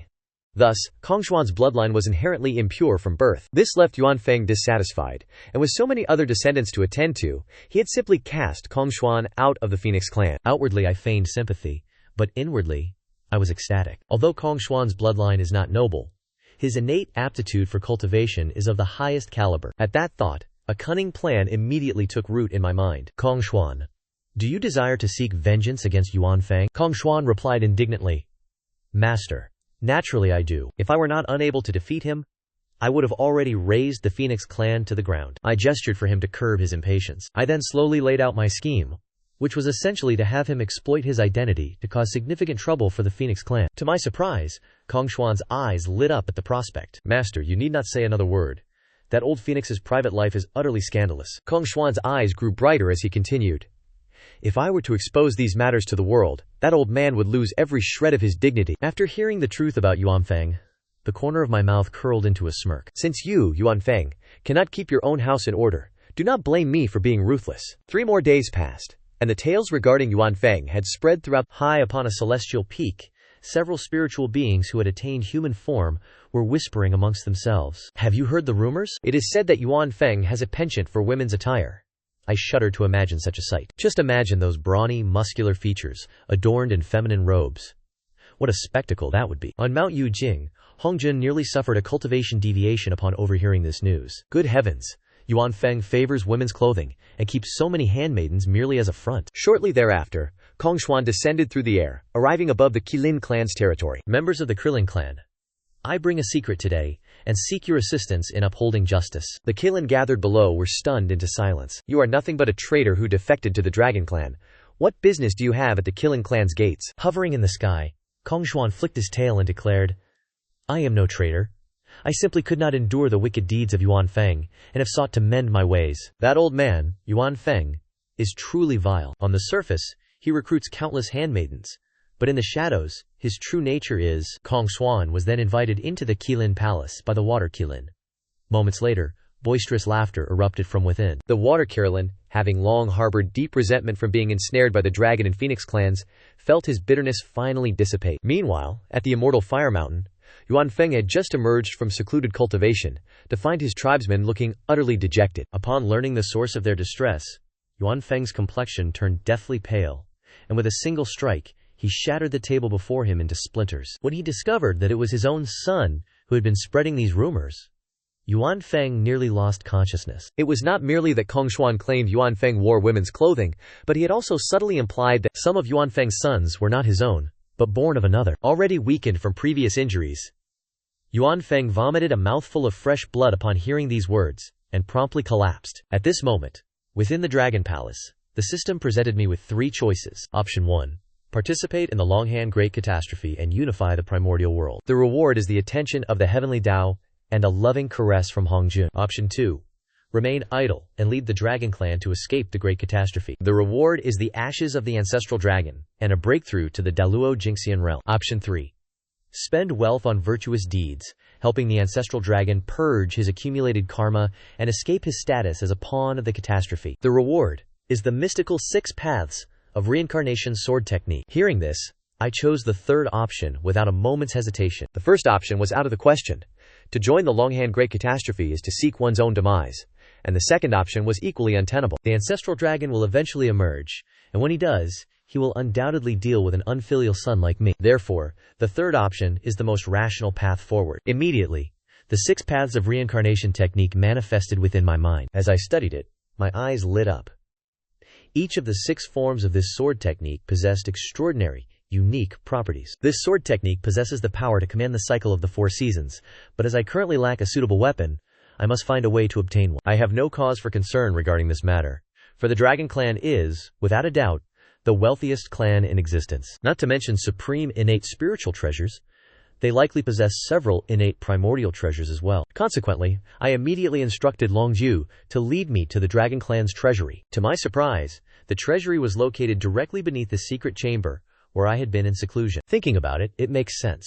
For someone as greedy as the ancestral dragon, a treasury must be kept close at hand to provide peace of mind. At this moment, Longju spoke up, saying, "It is only natural that your highness was unaware. This is because, in those years, the ancestral dragon feared you might become a spendthrift, and thus kept it hidden from you." Upon hearing this, black lines of frustration instantly appeared on my forehead. So it turns out everyone else knew, and I, the only biological son, was the only one kept in the dark. This is infuriating. Longju then informed me that this secret chamber is divided into 3 levels in total. The truly precious items are stored on the 3rd level, but access requires the blood of the ancestral dragon. Before long, he led me to the 1st level, and I was instantly stunned. Although the chamber is not very large, the shelves were packed with storage artifacts, with many items even tossed carelessly onto the floor. I could not help but swallow hard. It is no wonder the ancestral dragon kept the location of the treasury a secret.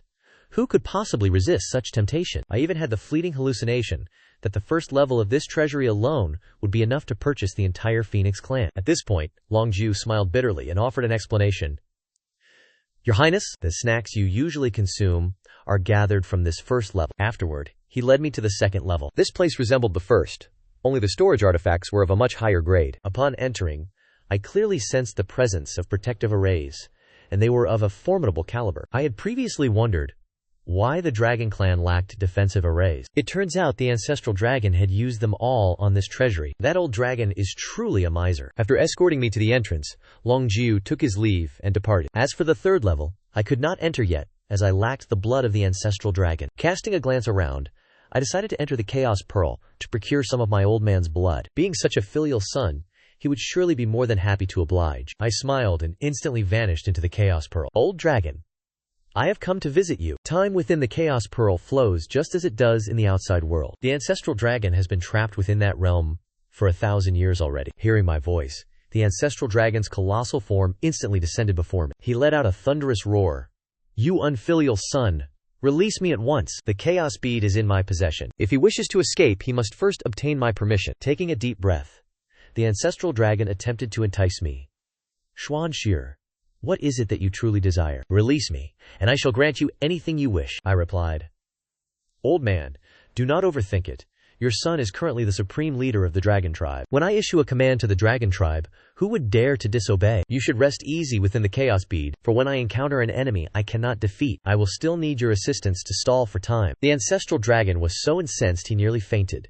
The breath from his nostrils stirred up a tempest. I continued, "Old man, I have come today for a serious matter. Do you not wish to know the current state of the dragon tribe?" Having said that, I leaped back to a safe distance. Using the aura of chaos, I manifested a screen of light, displaying the scenes of me dealing with the arrogant kin of the clan. Upon seeing this, the ancestral dragon erupted in fury, shouting, "You unfilial wretch! You would not even spare your own clansmen!" Subsequently, he witnessed how I was raising the arrogant kin just like livestock. With a deafening boom, the ancestral dragon's massive tail shattered the light screen into nothingness. I said, "Old man, why must you be so enraged? A filial son such as myself is something the Phoenix and Krillin tribes could only dream of finding. Under your leadership, all my elder brothers perished in battle, and only I have remained devoted to the dragon tribe's empire, placing the preservation of our bloodline above all else. How rare a trait that is." The ancestral dragon's eyes were bloodshot with rage. He glared at me and spat.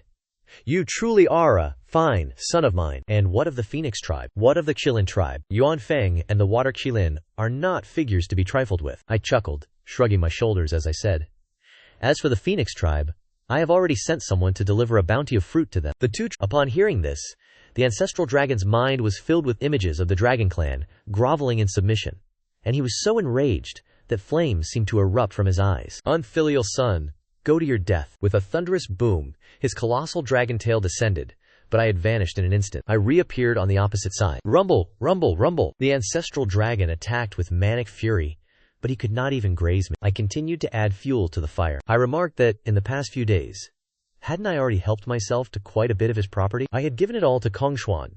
He probably didn't know who Kongshuan was, none other than the biological son of Yuan Feng. The ancestral dragon was so incensed he was rendered speechless. A mouthful of fresh blood sprayed forth, staining the chaotic space a deep crimson. To think he had been goaded into suffering internal injuries by my words. I waved my hand to collect the blood, appeared before him, and triumphantly shook the vial in my hand. "Father, I am rather short on funds lately. As for the treasures in the Dragon Clan's vault, allow me to manage them on your behalf." With that, I departed the Chaos Pearl. Ignoring the howling of the ancestral dragon within, I returned to the vault with a faint smile. I held the droplet of blood up to the barrier, and sure enough, a fissure cracked open. Stepping into the passageway, the night-luminescent pearls began to glow one after another. Only then did I realize that the entire passage was constructed from precious jade. Following the path for some time, I pushed open a door and finally entered the third level of the vault. This area was even larger than the previous two levels, overflowing with post-heaven spirit treasures. I specifically selected medicinal herbs capable of healing wounds and elevating cultivation levels, tossing them all into the Chaos Pearl. Even though they filled two small mountains, it accounted for less than 1% of its capacity. Thereafter, I pressed onward. The vault still possessed a fourth level. The fourth level was far more magnificent than the third, resembling a vast, square hall. Not far away stood a staircase leading to the fifth level, and out of curiosity, I pushed open a door in the north inscribed with the words, "Scriptures and Records." Seeing the scene inside, I was instantly stunned. I had expected a library, yet what I found were glowing stone tablets inscribed with the laws of heaven and earth. Next, I entered the door marked Spirit Treasures. This hall was by no means small. The floor was made of spirit jade, and the paintings upon the walls were treasures themselves.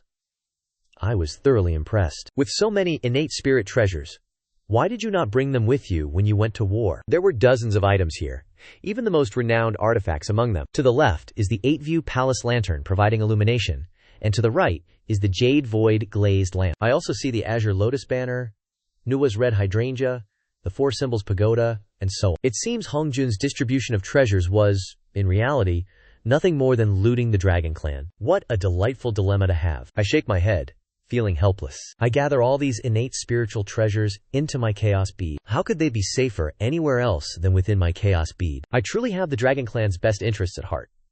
Why does no one understand this? Continuing on, I descend the stairs to the 5th level. This place is empty, save for glowing array patterns etched into the floor. That is the ancestral dragon seal. Never mind. One should always leave a way out for others, so that we may meet again under better circumstances. I shall leave this ancestral dragon seal. There is no need to provoke that old man into risking his life to fight me. Elsewhere, inside the chaos bead, the ancestral dragon is furious to the point of madness. Rebellious son, come out at once and return everything. Do you even dare to pilfer innate spiritual treasures? What do you take me for? Rebellious son, you even intend to gift them to the Phoenix clan.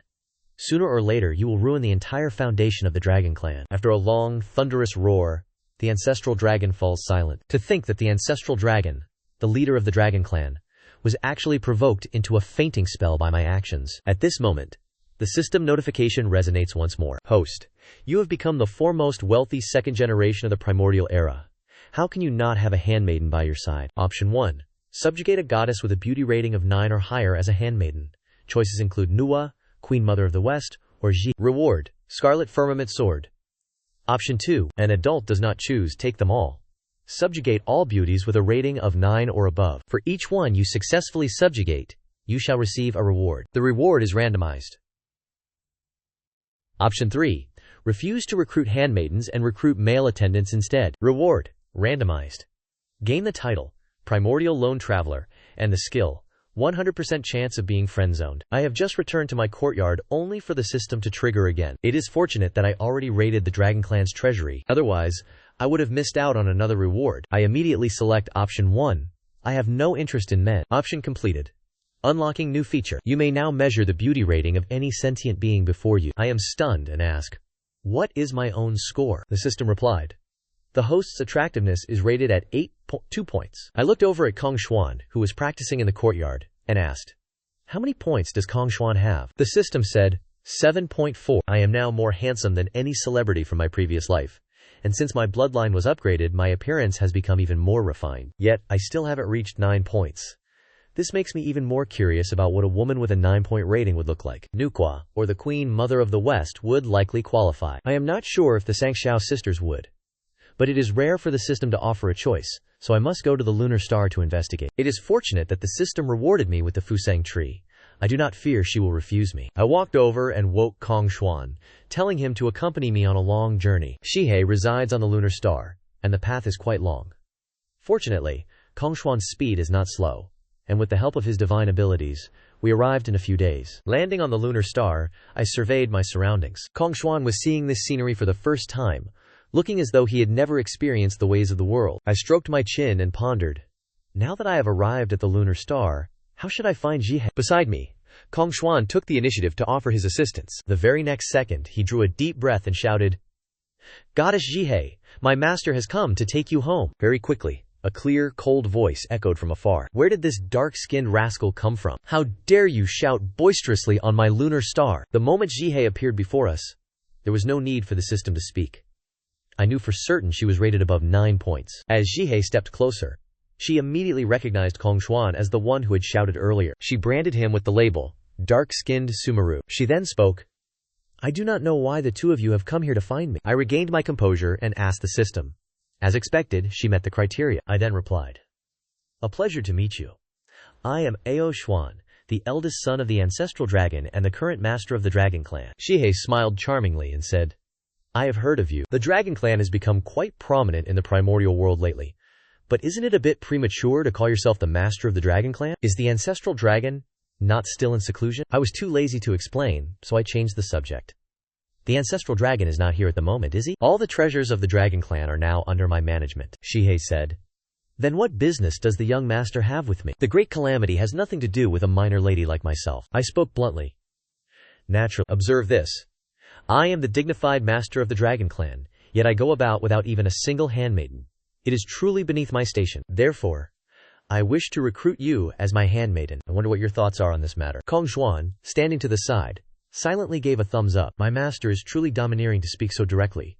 Were it anyone else, Ji, he would have ignored him long ago. But who told me to be so handsome? She did not even turn away in anger. Is the young master joking with me? Everyone knows that the Dragon Clan recently took many beauties into the palace. Surely that was not your doing? I suggest you follow me back, and you shall see for yourself whether that is the truth or not. You are different from them. Incidentally, I obtained a treasure a few days ago called the Fusang tree. I wonder if you would like it. I flicked my sleeve, and the Fusang tree appeared before us. He was utterly astonished. She never expected that the divine Fusang tree would not only be in the hands of the Dragon Clan, but specifically in mine. My intentions are quite clear. Agree to be my handmaiden, and this tree shall be yours. The Fusang tree can connect the three realms and refine spiritual energy. Cultivating beneath its roots can increase one's speed tenfold, or even 100-fold. He thought to herself, being a handmaiden is not the same as selling one's soul. She had intended to refuse, but now, she found herself wavering. Seeing her hesitation, I raised my hand and produced a thin, ethereal silk ribbon. If you agree, this silk ribbon shall also be yours. This was an ornament identical to the one drooping from the sleeve of Jihei's robe. The difference was that the silk ribbon in my possession was an innate spiritual treasure. Jihei's eyes widened in disbelief. He was offering an innate spiritual treasure so casually. The young master of the Dragon Clan truly lives up to his reputation. Still slightly skeptical, she asked if I truly intended to gift it to her. I replied that, naturally, even if she refused, it would remain hers. But once she became my handmaiden, she would lack for nothing when it came to suitable, innate spiritual treasures. As for Hushan's supreme treasures, she could have as many as she desired. As I have stated before, the entire treasury of the Dragon Clan belongs to me. Kong Xuan quietly added a remark, saying, the master treats you truly well. When he subdued me, he did not offer a single innate spiritual treasure, yet he gifts you one upon our very first meeting. How highly he must think of you. He was further swayed. Receiving an innate spiritual treasure at first encounter meant there would surely be more to come in the future. Throughout her cultivation journey, she had never possessed even a single innate spiritual treasure. However, after some reflection, she shook her head and said, we are currently in an era of great tribulation. I do not wish to be dragged into it because of the Dragon Clan. With my current cultivation base, I cannot possibly survive the great calamity. Kong Xuan hurriedly interjected to comfort her. What is there to be afraid of? The Dragon Clan has already withdrawn from the great calamity. As a handmaiden to my master, do you think you will still be affected? He replied. But what about the Phoenix Clan and the Qilin Clan? Kong Xuan let out a dissatisfied huff. I am the true-born son of Yuan Feng, and even I am staying with the Dragon Clan. What are you afraid of? I smiled and spoke up. Very well, Kong Xuan. Do not pressure her so much. This matter must be based on one's own free will. If you are worried, let us set a time limit. Before the great calamity ends, you may leave at any time. Once the great calamity concludes, I will grant you another opportunity to choose. Kong Xuan's eyes widened, and he did not dare to interrupt. He also opened her eyes wide, looking rather endearing. She was deeply astonished. These terms were far too generous, equivalent to being allowed to take the treasures and depart at will. He asked me if these words were truly sincere. I nodded and replied, naturally. But if you agree, you cannot leave for the first 100 years. One cannot simply take the goods and flee immediately. He thought to herself that even if she were restricted for the first 100 years, it would still be quite comfortable. Thus, she asked, what about the Xiantian spiritual treasures? Hearing her ask this, I smiled, realizing she was truly tempted. I then told her, this Xiantian spiritual treasure is yours, and after 100 years, I will grant you another. If you are willing to continue serving as a handmaiden, you will receive even more Xiantian spiritual treasures. For the duration of these 100 years, the Fusang tree shall belong to you. But should you choose to leave, the tree must remain behind. He was even more astonished upon hearing this.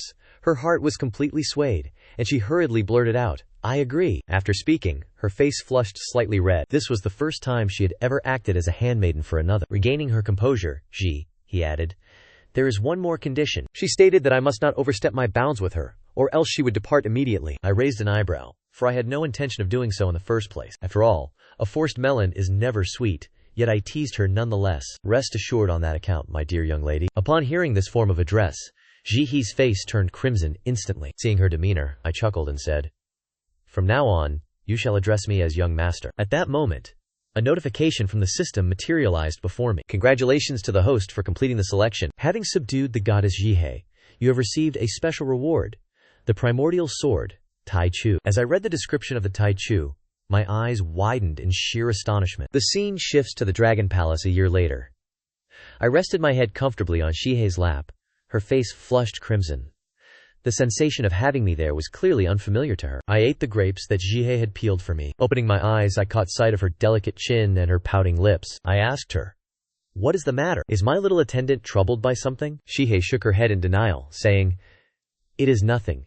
My legs have simply grown weary from being used as a pillow for so long. I let out a soft laugh and braced my hand against her thigh, causing her to jump in surprise. Shihei's face turned deep red.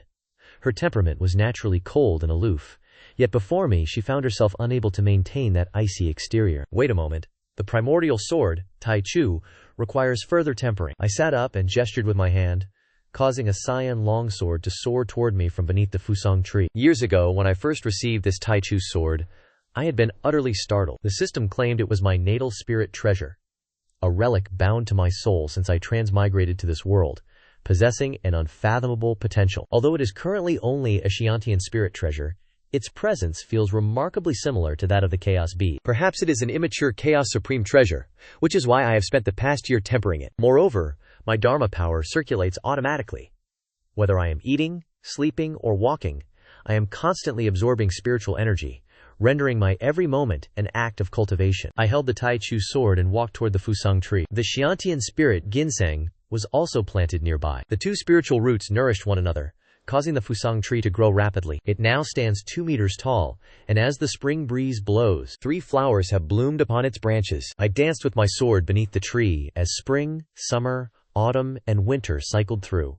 Rain and snow drifted down, transforming the scenery of the small courtyard. Shihei stood by, watching, as she cupped a handful of snow, a strange glint in her eyes. Only after I sheathed the blade did she speak. "Have you finally mastered this sword technique?" I replied with delight. Indeed, the 6 paths of reincarnation sword technique has finally reached the introductory stage, though for now, it can only manifest the changing of the 4 seasons. The cycle of life and death, however, he asked with curiosity. I have never seen this sword technique before. Even the Dragon Clan does not possess it. Did you create it yourself? I immediately denied it, claiming it was taught to me by another master. Just then, the system's notification chime echoed in my mind. The Dragon Clan has withdrawn from the Great Calamity, but one should not remain in seclusion forever. As a transmigrator, make your choice. Option 1. Maintain the status quo and protect the Dragon Palace. Reward: bloodline enhancement. Option 2. Carry out a grand revolution within the Dragon Clan and overturn the doctrine of bloodline supremacy. Title reward: revolutionary. Bloodline reward: abolished. Achievement reward: you have overthrown yourself. Option 3. Conduct a major expedition across the East Sea. The Dragon Clan guards the East Sea, yet remains ignorant of the 3 immortal islands. Find the Penglai Immortal Island. Title reward: pioneer. Reward: 9-turn profound art. The first option is dismissed immediately. The rewards are too meager. As for the second option, a revolution to overturn bloodline supremacy, I curse silently in my heart. You damn system. At this moment, I am the one with the strongest Dragon Clan bloodline. If I finish the reforms, wouldn't that mean I am destroying myself? Indeed, only the third option is reliable. Not only do I gain a title, but also the 9-turn profound art, a true body-refining technique. The physical body of the Dragon Clan is already formidable. With a body-refining technique added to the mix, even those troublesome members of the Wu clan will have to step aside. Furthermore, no one has discovered the Penglai Immortal Island yet. The island must be filled with treasures, which would surely enrich our treasury. It is truly a case of killing 2 birds with 1 stone. Having made up my mind, I called out, "Longju!" Longju, who had been standing guard outside, entered immediately. I instructed him to bring the map of the East Sea. After choosing the system's quest, I already knew the location of Penglai Immortal Island. I marked a point on the map, handed it to Longju, and told him to gather several high-level cultivators. Tell Ao Guang to scout the path first. Even though we have withdrawn from the Great Calamity, this matter is of great importance. We must proceed with extreme caution. Hearing my specific instructions, Longju's expression turned solemn, and he became much more vigilant. The next day, after reviewing the memories provided by the system, I took Longju and 1,000 elite soldiers, heading straight for Penglai Immortal Mountain. This journey was unlike any other.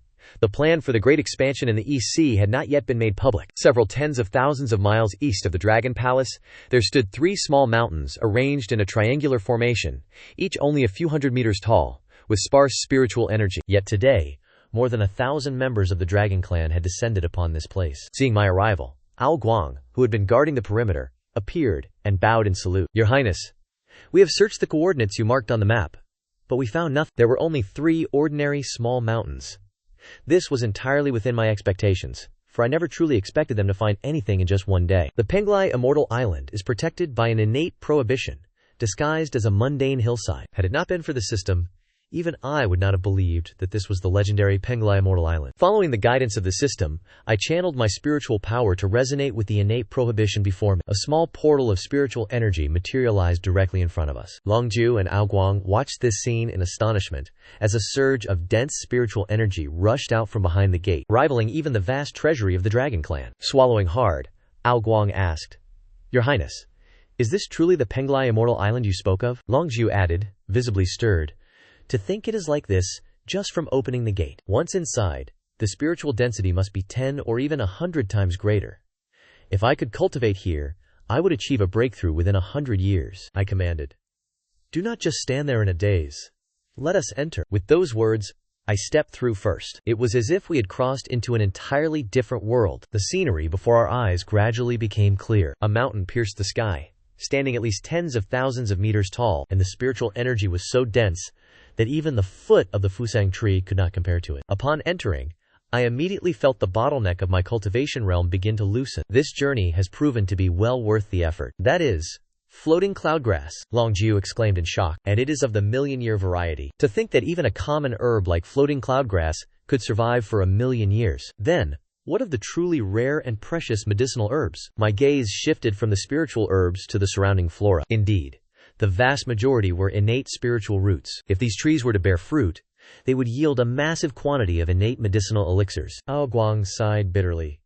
Your Highness, I dare not even place my feet upon the ground anymore. Medicinal herbs grew here as if they were mere weeds, most of them aged over 100,000 years. With so many million-year-old specimens present, both Longju and Aoguang forgot their purpose in coming here. Standing rooted to the spot, their eyes filled with disbelief, I smiled and shook my head, not bothering to sway them, as I walked straight toward the summit. Upon entering Penglai Immortal Mountain, I could feel something at the peak calling out to me. I chose not to fly, fearing that I might overlook something precious. As I followed the path, a small trail indeed appeared on the mountainside. The spirit fruit tastes quite decent.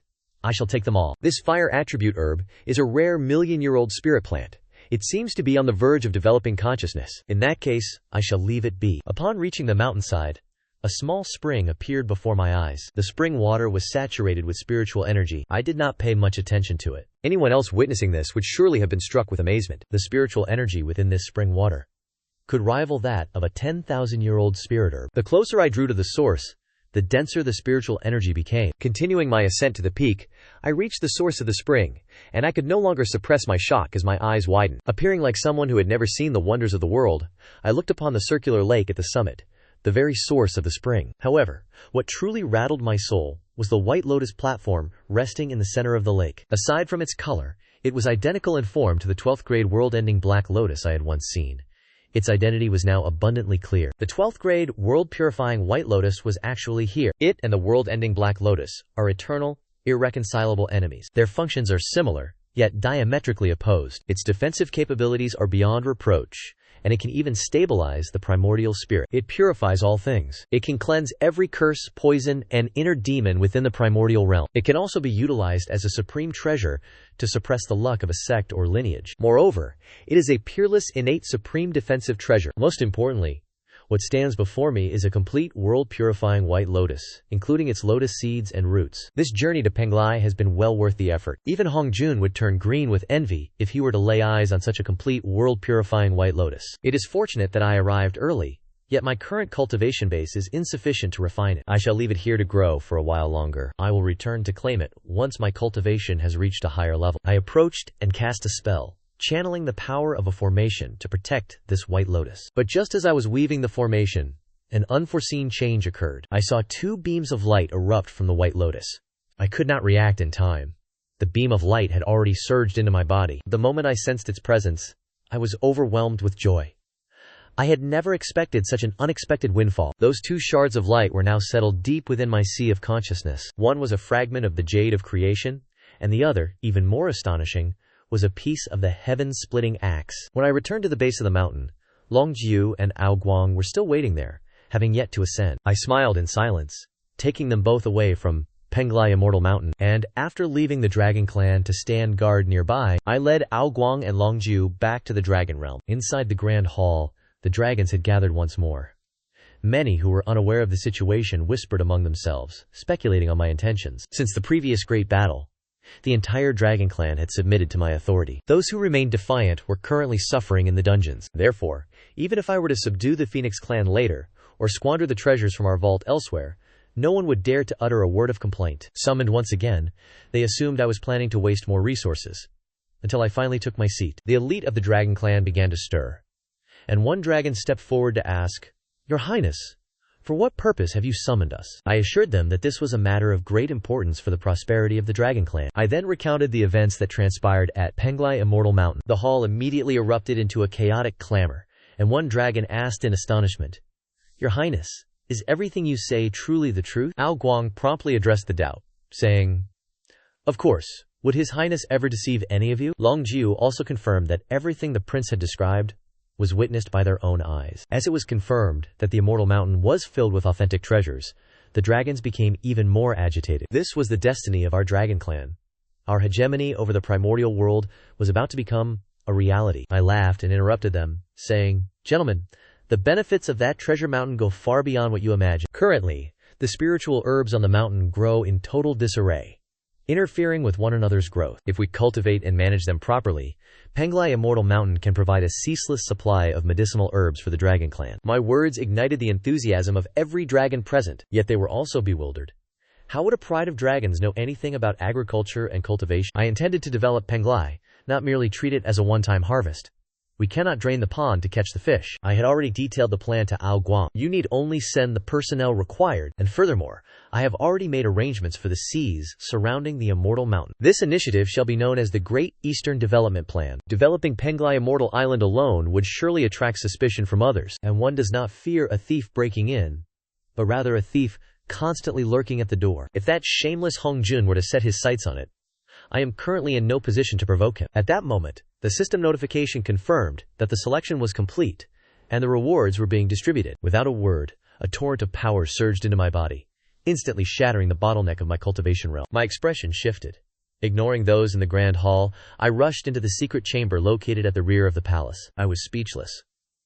Why was the physical cultivation technique activating so abruptly? It did not even require my initiation.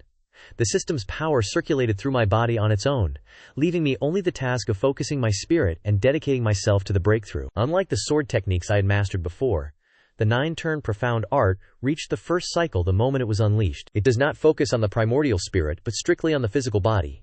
When trained to its peak, one's raw power can reshape the heavens and earth.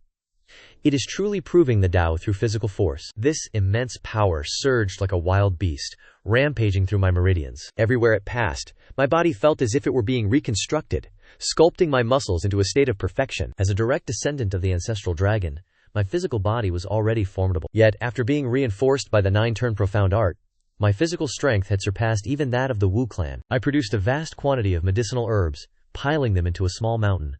The spiritual energy flowed forth like a river, enveloping my entire form. Within a single day, thanks to my solid foundation, I successfully mastered the first cycle, and the technique began to operate autonomously. Guided by the system's power, I surged forward once more, shattering the gateway to the second cycle. This growth in strength consumed a colossal amount of spiritual energy. My body became like a black hole, frantically devouring the surrounding essence. The range of this influence expanded beyond the secret chamber, spreading all the way to the courtyard. Fortunately, the presence of the innate spirit ginseng and the hibiscus tree kept the spiritual energy in the courtyard dense enough to barely sustain the consumption. Shi He and Kong Xuan stared in shock, eventually finding themselves unable to remain in the courtyard. Both were at the golden immortal realm, yet my speed of absorbing spiritual energy completely overshadowed their own. Even with Kong Xuan being the direct heir of the primordial phoenix, and Shi He being an innate being, they ultimately could not compete with me, forced to seek another location to continue their cultivation. However, the process of my breakthrough was far from over. As the 9-turn profound art breached the second cycle,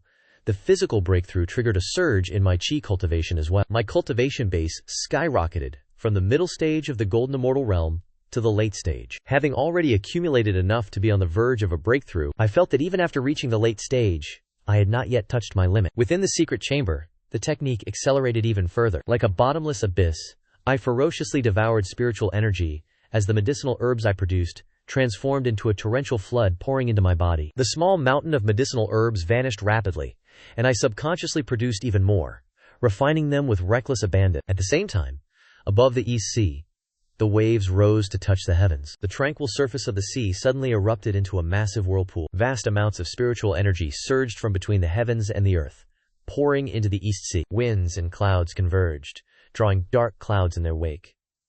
The entire dragon clan was affected, as every ounce of spiritual energy rushed toward me. A terrifying pressure descended upon every member of the dragon clan, and one dragon exclaimed in astonishment, "Is this His Highness breaking through?" The aura is so formidable, it is as if we are standing in the presence of the ancestral dragon himself. The celestial phenomenon over the East Sea persisted for a full 100 years, only dissipating after that century had passed. I, too, brought this period of closed-door cultivation to an end. During my seclusion, I had felt almost nothing of the outside world, nor did I have any sense of time. It felt as though I had merely drifted into a deep sleep. Therefore, I was entirely unaware of the phenomenon taking place outside. Upon emerging, I joyfully felt the profound changes within my body. The surge in my cultivation base was what excited me most.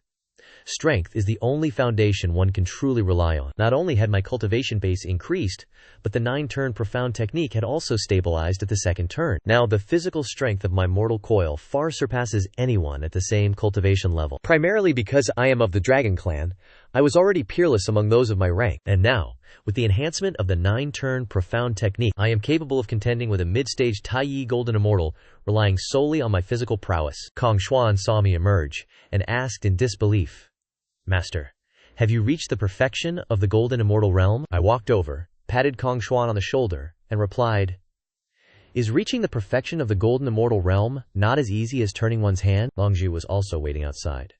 Upon seeing me, he performed a salute in great agitation, his eyes gleaming with fervor. "Your Highness, you have finally emerged from seclusion." I signaled for Longzhu to rise, then inquired about the progress of the development of the eastern region. Longzhu stated that he had sensed my emergence. Everyone had already gathered in the grand hall and requested my presence there. Upon entering the hall, every member of the dragon clan reacted exactly as Longzhu had. The dragons within the hall bowed in unison, their gazes filled with absolute submission toward me. "We congratulate His Highness on a successful breakthrough.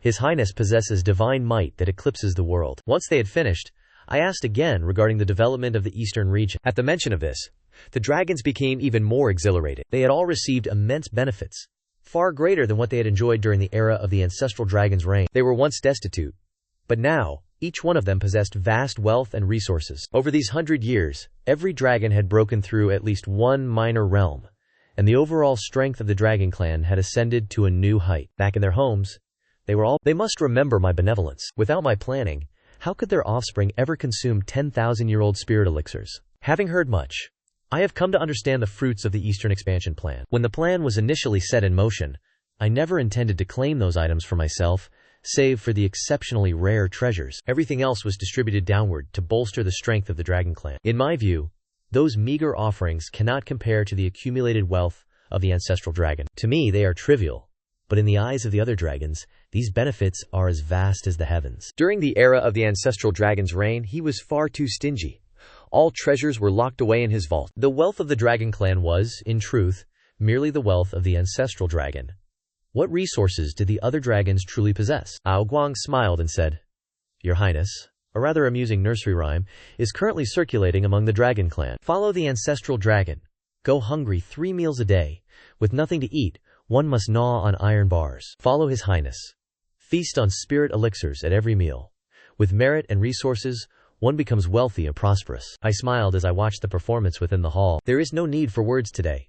Knowing the result is sufficient. At this very moment, the system's choices appeared before my eyes. The host has led the dragon clan to escape the dragon phoenix calamity, but what is a single calamity in the vastness of the primordial era? One cannot hide from fate forever. Therefore, you may choose option 1. Let time pass and maintain the status quo. The lich calamity is still far off, and you choose to take no action. Reward: cultivation speed doubled. Strive to practice and crush all obstacles. Option 2. With a cautious nature, you decide to make preparations and seek out the demon clan. The system suggests subjugating Ji He and luring Di Jun into your fold. What could be better than that? Reward: cultivation level increased, bloodline enhanced, and the destiny of the demon clan bestowed upon you. Option 3. With a cautious nature, you decide to make preparations and seek out the Wu clan. Who knows? Perhaps your formidable physical body is, in fact, secretly aligned with the Wu clan. Reward: a strand of great brilliance, divine sword techniques capable of severing yin and yang, Upon seeing the first option, I was truly moved. The Lich Calamity is far off, and my cultivation speed would be doubled. By the time the Calamity arrives, surely I will at least have reached the realm of a great Luo Golden Immortal, right? As for option 2, roping in the Demon Clan, do not even dream of it. The forces of the Demon Clan are complex.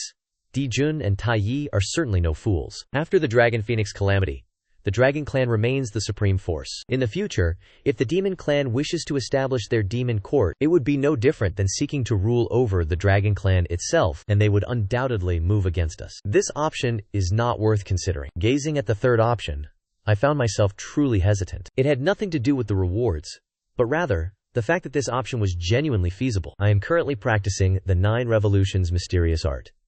By leveraging this connection, I could easily establish ties with the Wu clan and achieve twice the results with half the effort. Furthermore, I was curious to see if the straightforward and blunt Wu clan were truly as simple-minded as rumored, not to mention the goddesses Xuanming and Hutu. I was deeply intrigued to behold their appearances. With my decision made, I departed from the main hall immediately. As the gods bowed to see me off, and the dragon trees performed rites of farewell, I claimed the system reward and headed straight for Mount Buzhao. Before I could even land upon reaching Mount Buzhao, the space before me suddenly rippled, and a figure emerged, watching me with guarded eyes. Moments later, Din Jiang furrowed his brows and spoke. Ao Xuan of the Dragon Clan, and you, Kong Xuan. This is the territory of our Wu clan. I suggest you take your leave. We do not welcome outsiders here. The Dragon Clan is currently at the very zenith of its prestige. During my previous journey past Mount Buzhao with Kong Xuan, he had already memorized my face, and seeing us both appear now, he immediately sought to drive us away. I was secretly astonished.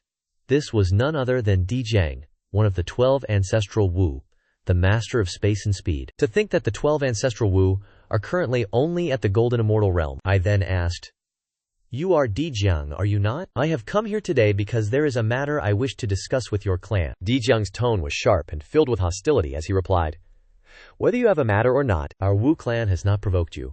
Be gone quickly, or do not blame me for being discourteous." I could only find this incomprehensible. They are truly worthy of their reputation as the most stubborn blockheads of the primordial world. Given the current influence of the Dragon Clan, where can we go without being treated with reverence? Yet this fellow acts with such foolish, iron-willed arrogance. Kong Xuan spoke up, dissatisfied. "Who do you think you are? My master has come to discuss matters with you.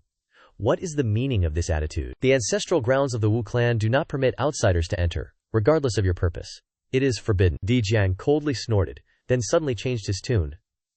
"I hear the Dragon Clan is immensely wealthy. You must be carrying quite a few treasures on you, right?" Di Jiang continued by saying, "I originally intended to drive you away. But if you hand over some treasures to me, I may allow you to leave of your own accord, and I shall not take action against you." These words left me displeased. Do you truly believe this young master is so easily bullied? Do you honestly think you can defeat me? If I choose not to leave, what could you possibly do to stop me? Di Jiang replied, "If I cannot defeat you alone, I will summon the other ancestral magi to join me." I asked, "And if even with the others, you still cannot defeat me, what then?" These words left Di Jiang stunned. He stood there, lost in deep contemplation. After a long wait, Di Jiang still could not find an answer. Growing agitated, he let out a thunderous roar. "Enough!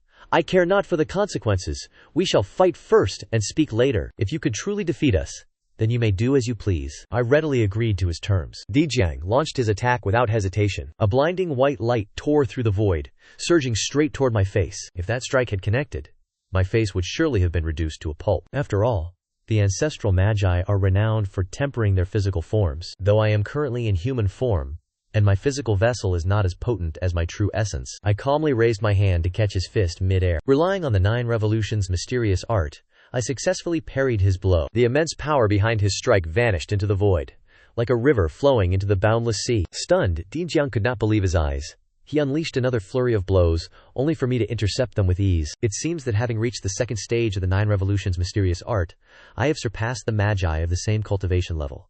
My true physical strength is far more terrifying than they could imagine. Now, my physical prowess completely dominates his, and regardless of the techniques he employs, he is no match for me. Di Jiang could only struggle to defend himself under the weight of my suppression. His heart was filled with profound shock. He never expected to encounter someone capable of suppressing him in physical combat. From me, he sensed a familiar aura. It was the aura emanating from my practice of the 9 Revolutions mysterious art.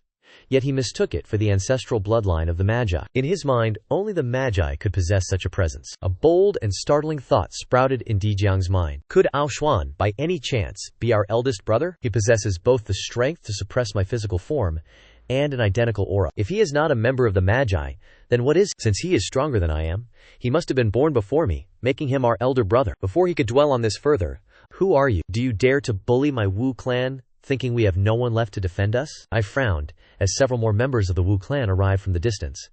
Judging by their aura, they were all ancestral witches. Zhurong, leading the group, roared in anger, and the remaining ancestral witches charged toward me with deafening cries. Upon reaching me, they attacked without uttering a single word, denying me any opportunity to speak. These beings were all ancestral witches, possessed of formidable physical forms, and they struck specifically at my face. Relying on their sturdy physiques, their iron-like fists blocked every path of retreat. Provoked by their assault, my anger flared, and I immediately retaliated. I grabbed the fists of Zhurong and Jumong, then spun around, hurling both of them toward the third one encircling me. At this moment, Dijiang joined the fray.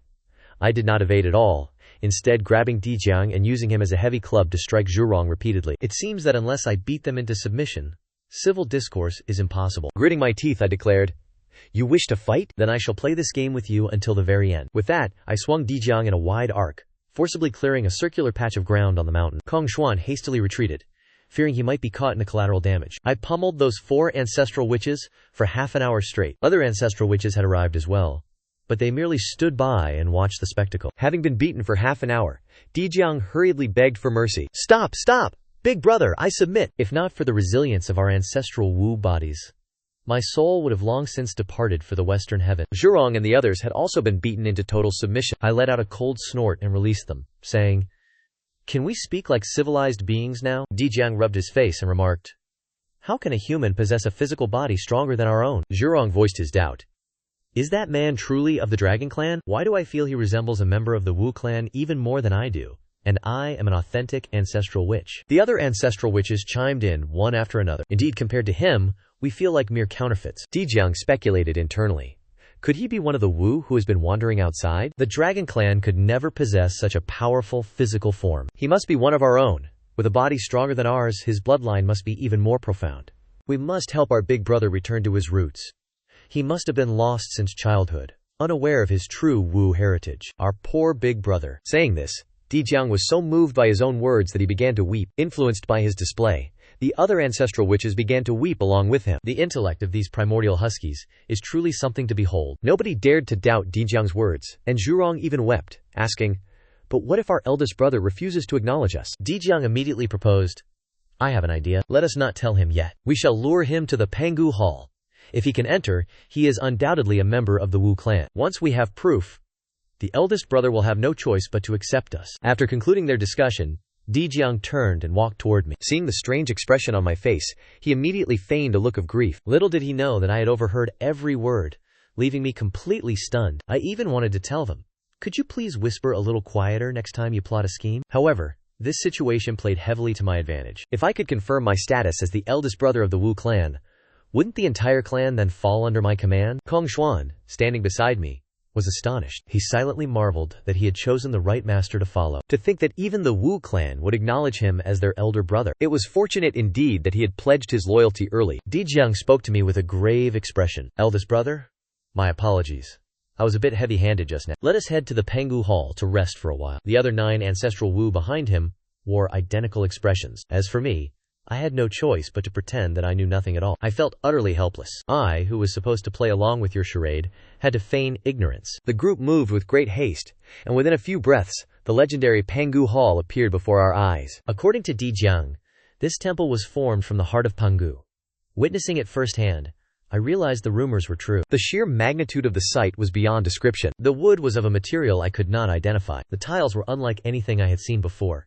They appeared man-made yet perfectly natural. There were no traces of carving, yet the patterns were unmistakably authentic. Before I could even draw near, a wave of immense pressure descended upon me. But a moment later, the fragment of the sky-opening axe within my consciousness vibrated slightly, and the pressure vanished. I surmised that the pressure I felt moments ago was a screening process of the Pangun Hall. Without the bloodline of the Wu clan, it would likely be impossible to enter. The 10 ancestral Wu behind me watched as I walked straight inside, their breathing growing heavy with anticipation. Just as I suspected, He is indeed our eldest brother. Upon entering, the first thing I laid eyes upon was a stone stele, around which scattered laws of the world swirled, and behind it lay a colossal pool of blood. Dijiang pointed toward the blood pool and said, "That is where we were born." But the essence blood of Pangu was limited. After the two of us were born, the essence blood was completely exhausted. Thereafter, only great witches were birthed, and no more ancestral witches could be formed. I nodded.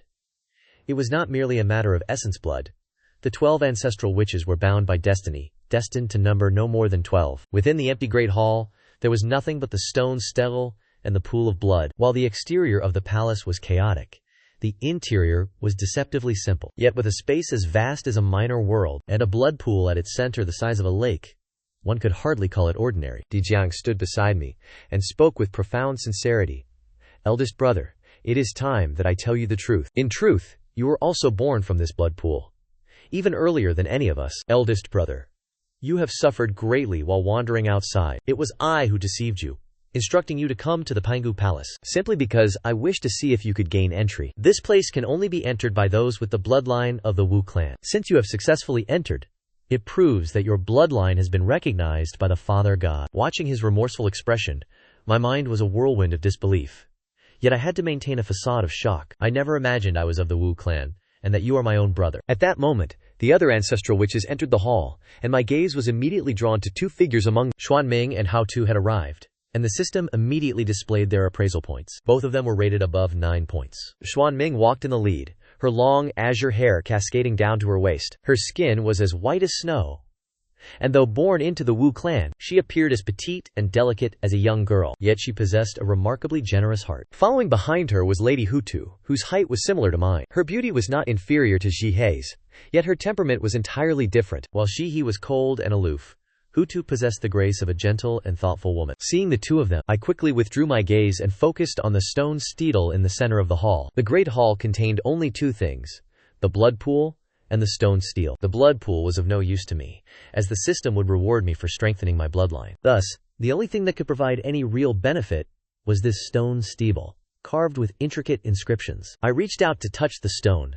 The carvings were primitive and natural. A quick perusal revealed that it was the 9 turns profound technique, a peak-tier body refinement manual from the primordial era. To think it was left here so openly, upon reflection, it was understandable. Only those of the Wu clan could enter this hall. Even if they had the technique in abundance, it would not matter. I carefully studied the stone, but upon reaching the final passage, I realized something was amiss. The latter part was incomplete.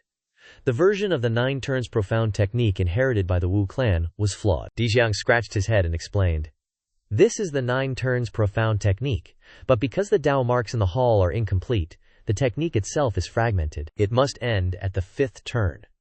I ignored Dijiang, for I had discovered that there was something else hidden within the stone, something capable of obstructing my divine sense. I told Dijiang to step back, and drew the primordial sword, shattering the steel with a single strike. My actions were so swift that Dijiang could not even react in time. The massive stone steel split into two. A glowing shard flew out and dove straight into my consciousness. Upon closer inspection, it was unexpectedly the divine ability. "Law of heaven and earth." Dijiang asked indignantly, "Big brother, why did you destroy the steel?" The other ancestral Wu gathered around. Xuanming and Hutu both frowned. The eldest brother they had just acknowledged had already destroyed a treasure left behind by their father god. I merely laughed. The steel being destroyed is of no consequence. I possess the complete version of the 9 turns profound technique. As I spoke, I produced a jade slip, inscribed the complete technique into it with my divine sense, and handed it to Dijiang. By shattering the steel, I had obtained the law of heaven and earth. The sensation did not end there, as the light within my consciousness had not yet faded, and I felt no hesitation in handing over the complete technique. Everyone knew the precarious situation of the Wu clan. The other ancestral Wu were stunned, and Xuanming and Hutu were even more incensed. Even as their eldest brother, this was not a matter to be joked about. The two of them pursed their lips, assuming I was deceiving them to escape blame. After Dijiang finished inspecting the contents, he hurriedly passed the jade slip to them, and said excitedly, "It is true. This is the real 9 turns profound technique." Once Xuanming and Haotu verified it, they both blushed, looking at me with embarrassment as they said, "Big brother, we thought you were deceiving us just now." Dijiang spoke with a solemn expression. "Big brother, initially we still harbored some reservations, but now we are truly convinced. You should be our Wu lord." The other ancestral Wus nodded fervently. You alone could defeat all of us, and you even perfected the heritage of the Wu clan. Your bloodline is far superior to ours. You could single-handedly suppress 5 or 6 of us. Zhu was a natural-born Wu lord. They had completely placed their trust in me, especially since my bloodline had already been verified within the Penghu temple. Xuanming and Hutu heard these words and looked at me with expressions of disbelief. As the other ancestral warriors recounted the earlier spar, the perceptions of the two sisters shifted once again. Upon our first meeting, they only saw me as handsome. Now, hearing that I had defeated several ancestral once alone, their favorable impression blossomed into true admiration. A man who is both handsome and powerful, who could fail to be moved? I had grown accustomed to the Wu clan's constant state of shock. Outwardly, I maintained a calm demeanor, but inwardly, I was overjoyed. Just like that, I had been recognized as the Wu Lord of the Wu clan. The system's choice had been fulfilled successfully. Before I could even finish my thoughts, Dijiang pulled me firmly onto the throne of the Penghu temple, then led the other members of the Wu clan in a grand kowtow before me, formally establishing my position as the Wu Lord. At this moment, the system notification appeared. The selection was complete. Having become the Wu Lord, I received the reward of 1 great primordial annihilation bomb, a divine sword art that severs yin and yang, capable of cleaving the very heavens and earth asunder with a single strike. It can obliterate the physical body and sever the primordial spirit. Hearing that the task was complete, I was filled with immense joy. Seeing the great primordial annihilation bomb in my inventory, I could not help but smile. Back when I dealt with the Phoenix and Killing clans, the destructive power of the great primordial annihilation bomb was truly terrifying. Now that I possessed another one, with this new trump card, my confidence grew even greater. Seeing me smile, the ancestral wombs assumed I was happy to be their leader, and whispered excitedly, "Look at how happy Big Brother is. He must be truly pleased to be our Wu Lord. With a Big Brother as formidable as him, our days in the Wu clan will surely only get better. Guided by Big Brother, the future of the Wu clan will surely allow us to surpass the 3 clans and become the new hegemons." Seeing their absolute confidence in me, I was left momentarily speechless. I found that I no longer had the heart to deceive these naive warriors. Although they were a bit simple-minded, they were my subordinates now, and I could not simply stand by and watch them suffer. I pondered for a moment, then withdrew a vast array of heavenly treasures from the Chaos Pearl, which quickly piled into a small mountain on the floor. Upon witnessing this, the ancestral witches were shaken to their core, for these were all spirit roots, aged over 10,000 years. Dijiang and the other ancestral witches cried out in astonishment, unable to believe their eyes. They had never beheld such a vast collection of treasures. Once they regained their composure, Dijiang asked in bewilderment, "Big Brother, what is the meaning of this?" I waved my hand dismissively and said, "These are elixirs intended to temper the physical body. Divide them amongst yourselves. Consider it a welcoming gift from your elder brother." The ancestral witches, never expecting such generosity from me, were deeply moved. However, mindful that I also required resources for my own cultivation, they vied to decline the offer. These ancestral witches might appear simple-minded, yet they place immense value on the bonds of brotherhood. The treasures I had produced, if revealed to the outside world, would surely trigger a bloodbath of competition. Yet, there was not a trace of greed in their eyes, only sincerity. This, in turn, only strengthened my resolve to bestow these gifts upon them. My expression turned solemn as I projected the authority of the Witchmaster and declared, "If you still recognize me as your elder brother and your master, then do not refuse me any longer. The primordial realm is currently in constant turmoil. Only by growing stronger can you protect our tribes." Hearing my words, the ancestral witches offered no further resistance. They knelt to the ground in gratitude, deeply touched. I hurriedly helped them to their feet, saying, "We are all one family. There is no need for such formalities." As I reached Xuanming and Haotu, taking their soft hands into my own, my heart stirred slightly. The two of them were clearly moved by my words. Their large, expressive eyes welled with tears as they gazed at me, overflowing with affection. Recovering from their tender gazes, I suddenly recalled the system reward for winning over beauties. The peerless beauty of Xuanming and Hutu would surely meet the criteria. Looking at the 12 joyful ancestral witches, I made a serious proposal. "My brothers, I feel that since Xuanming and Haotu are women, it is perhaps not entirely appropriate for them to spend every day among you men. Their physical forms are inherently more delicate, making them less suited for purely physical cultivation. How about they accompany me to the Dragon Clan for now, so I may see if I can uncover a cultivation method for their primordial spirits that is better suited to them." Hearing this, the forthright ancestral witches did not overthink the matter. Instead, they looked at the two women with delight. Xuanming and Hutu, hearing they were to depart for the Dragon Clan with me, could not hide the joy in their eyes. Soon after, the two girls walked to my side, their faces flushed, and bowed shyly as they said, "Thank you, Big Brother." Having secured the devotion of Xuanming and Hutu, I did not remain in the Pengu Hall any longer. I bade farewell to the ancestral witches. Hearing that I was to depart, they all expressed a deep sense of reluctance. Even though however, I had demonstrated my true strength, while also bestowing upon them the complete 9-turn profound technique and countless treasures. Therefore, I had earned their profound respect and acknowledgement. I smiled to console them, saying, "Rest assured, I am merely departing for a time. I shall return shortly." Hearing this, the ancestral witches finally set their hearts at ease. Kong Xuan, who had been waiting outside the palace, hurriedly stepped forward. Seeing the 2 women behind me, he wore a look of confusion. I offered a simple explanation. "I am now the master of the Wu tribe, and from this day forward, Hutu and Xuan Ming will serve under me." Kong Xuan stood stunned, unable to believe what he was hearing. Seeing this, Hutu and Xuan Ming stepped forward, each taking one of my arms. Big brother Ao Xuan is truly the master of the Wu tribe now. With the 2 of them confirming it personally, the entire Wu tribe would henceforth follow Big brother Ao Xuan's every command. Kong Xuan had no choice but to believe it. Upon returning to the Dragon Palace and looking down, one could see the halls constructed from countless treasures. The 2 women were so astonished that their eyes widened. They were individuals of considerable experience, yet the opulence of the Dragon Palace still left them in awe. I led the 2 women into the Dragon Palace, arranging for their quarters to be adjacent to my own palace. I also left behind a mountain of treasures and resources for their cultivation. The treasures on Penglai Island were so vast that this portion was merely a drop in the ocean to me. No sooner had I settled them in than the system's notification resounded. Choice completed. Subjugated ancestral witch how to. Reward obtained. The divine movement technique. Void spirit step. Choice completed. Subjugated ancestral witch Xuan Ming. Reward obtained. 3 bottles of primordial version rapid ripening elixir. The void spirit step was a divine movement technique capable of explosive speed, which went without saying.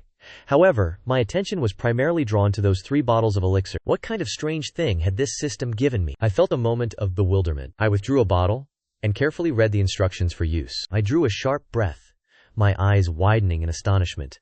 This rapid ripening elixir could actually accelerate the maturation of spirit treasures?